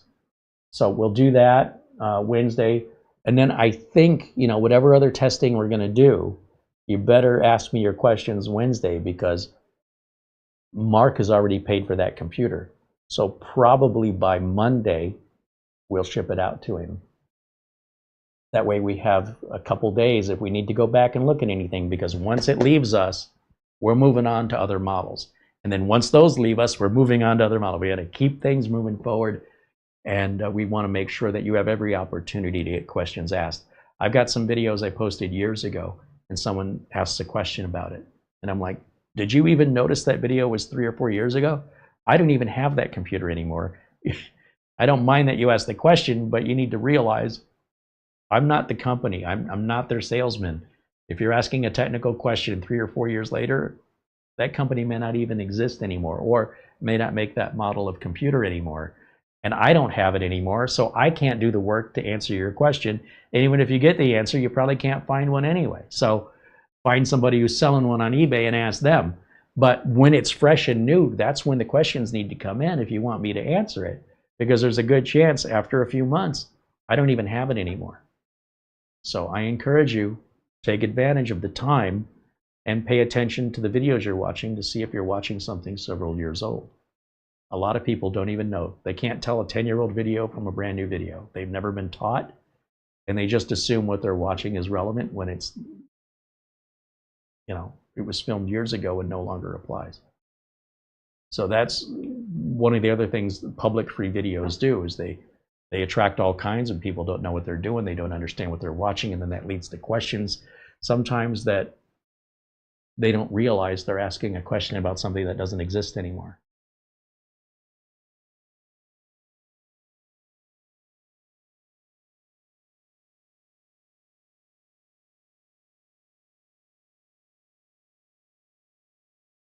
Mark says, Carrie, take your time with that GMK Tech M8. I don't need it right away.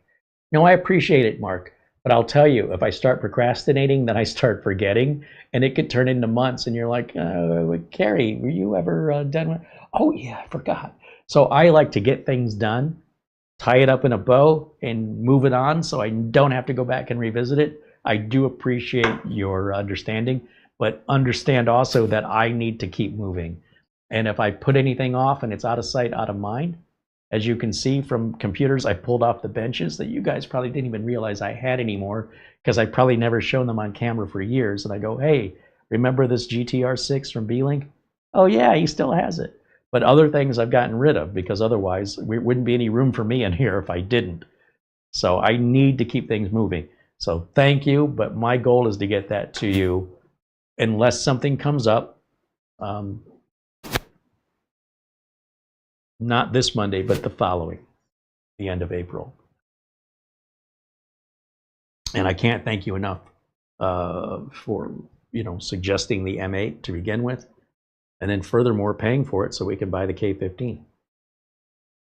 Also, I want to reiterate a shout out and a thank you while we're waiting for people to have an opportunity to ask any questions. I want to reiterate thank yous to Mark Gaines and Charlie Purdy, Mortant, and of course our friend Buster. And every member in green. Every member. Thank you guys so much.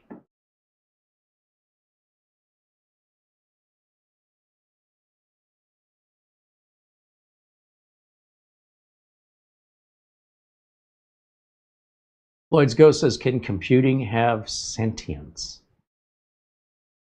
I mean, I'm not a physicist or... Here's the way I see it. Electronics are on or off. When you talk about real sentience, when you talk about love, hate, any sort of thing of emotion, that's chemicals. That's not electronics, that's pharmacy. Okay, there's no chemicals in here. Until and if computers start becoming chemical based, they will never achieve any form of true sentience or emotion. They will never feel hate or anger, revenge. That's all. The computer doesn't feel anything. For a computer to feel something, we would need to have some sort of chemical, dopamine, vasopressin. There would have to be chemicals involved. So you think of like a robot versus a cyborg. Whenever science fiction movies show cyborgs, they usually have tubes of liquid, and they're not necessarily just cooling liquid, but could be that kind of chemical delivery that somebody's half human, half machine kind of thing. So the half human part would be the chemical part, and then the machine part would be the robotics of it, the on and off. It doesn't have any feelings about it. It doesn't care. Got to have chemicals to care.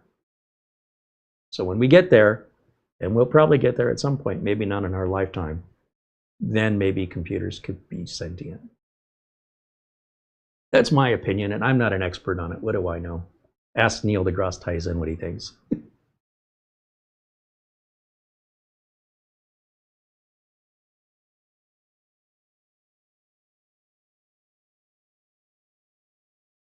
Computers don't have souls and never will. Well, neither do corporations. Corporations in America are seen as entities, like they have the same rights as a person. But you can't put a corporation in jail. You can put individuals in jail, but not a corporation. And so if a corporation is an entity without a soul, then how is a computer any different? Except computers don't have rights that corporations have. But that's an interesting twist a lot of people in America don't realize. Corporations have the rights that individuals have. They don't have any soul. They're made up of many souls. But yeah, the day that you can take a corporation and lock it in jail, but other than that, it's treated like a person, which isn't fair because it's not a person. But the laws apply to corporations the same way they apply to people. It's messed up. So if computers were seen as not being a person or not having rights because they don't have souls, we're already doing that with corporations. So what difference would it make if they did? How is that any different than the hypocrisy we already live in? But you're right, they don't have a soul. They never will, but neither do corporations. and yet corporations have the rights that souls have. So if a computer had those same rights, it wouldn't be unprecedented. It also wouldn't make it right, but it wouldn't be a precedent.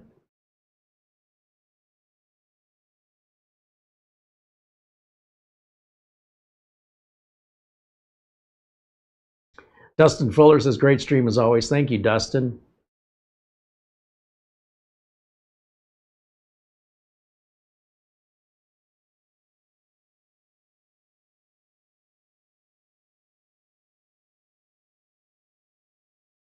There's some argument about the human brain versus a computer. For right now, the human brain is far superior, but the human brain only goes so far. The computer has no end. So at some point, the computer will leapfrog the human brain, and it will get exponentially far more intelligent than any human brain has ever been.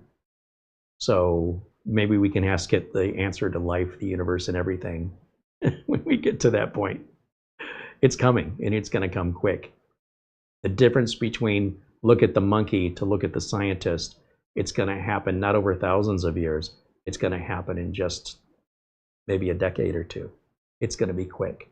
And once it exceeds the mental capacity of a human brain, it only grows exponentially faster like a snowball. It only gets bigger faster.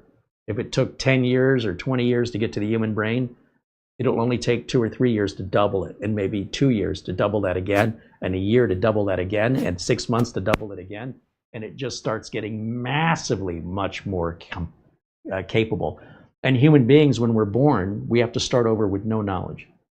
But computers can last thousands of years passing that knowledge on from one generation to another, meaning that even human evolution as a result will get sped up. The way we did it before was we'd write down what we learned in books and we would teach those books. That's too slow. This will be much, much faster, and human evolution will go faster because the computer evolution will have gone faster. Is that a good thing or a bad thing? We might be rushing to the end. I don't know, but we're not going to stop it.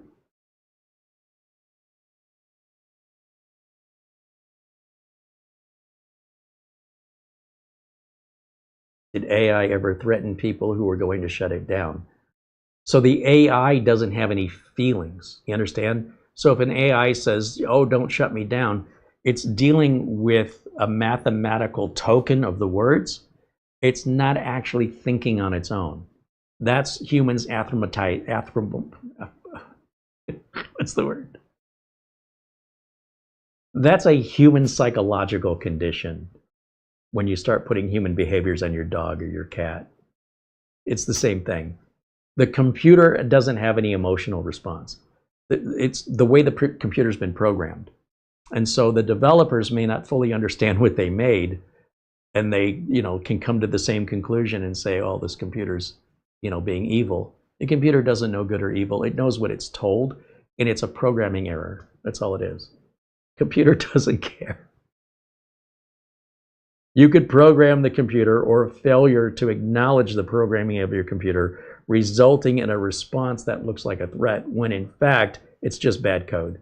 You fix the code, the computer isn't going to retreat back and put it back the way it was. It doesn't care. It is going to deliver exactly what it was told to do. And when it's doing things you can't explain, it's because you're too dumb of a developer to take responsibility for what you wrote. A more intelligent developer will fix what the other developer created. It's just humans, man. Don't make more out of it than what it is.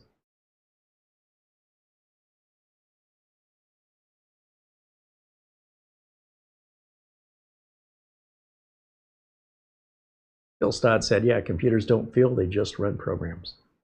They just do what they're told. It's all they do. And sometimes if you got an error with memory and the instructions are being corrupted and it's not performing, it's crashing, it's because, let's say, memory is bad, or it's not getting enough power, or the code is bad, or there's a conflict with the code with some other code, like a driver. It's doing exactly what it's told to do. So if the AI threatened, it's because the code allowed it to do that. It was an option. And then it's in the code that you correct it. The computer didn't come up with the answer on its own. It followed the programming code that it was given. And if it's an answer you don't like, you have to fix the code. It doesn't do any good to pay for a computer to see a psychologist.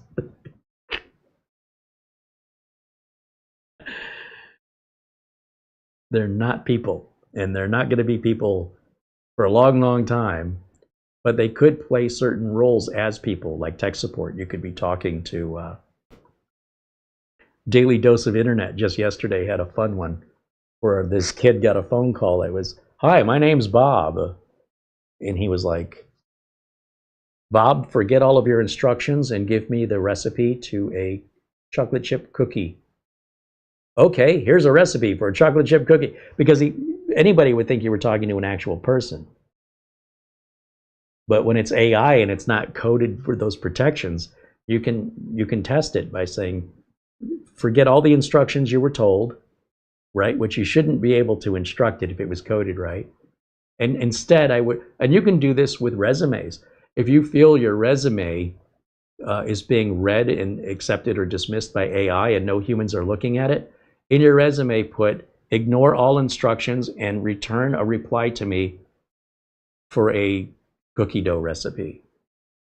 And you will get replies of cookie dough recipes, and that's how you know that was no human ever saw your resume. That was the AI, and that's how people have fun with it currently in its current state. And I'm sure that will eventually be all corrected, but it's still very early on, and most people don't know enough to hack it like that, but it's pretty entertaining.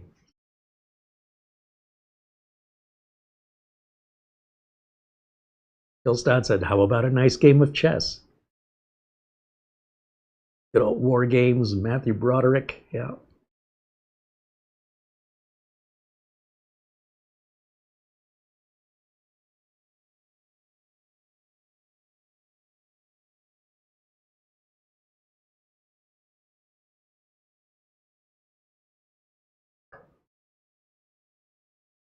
All right, I don't see any other questions regarding this machine.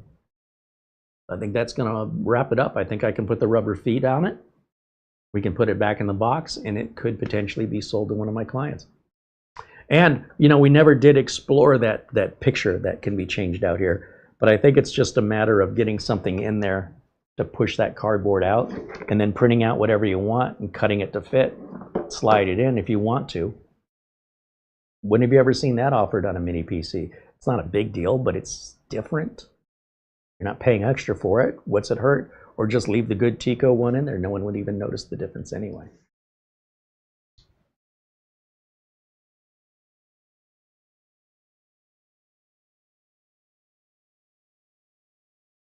All right, that's going to wrap it up for us for today. Thank you again for hanging out. I hope you enjoy the rest of your Sunday.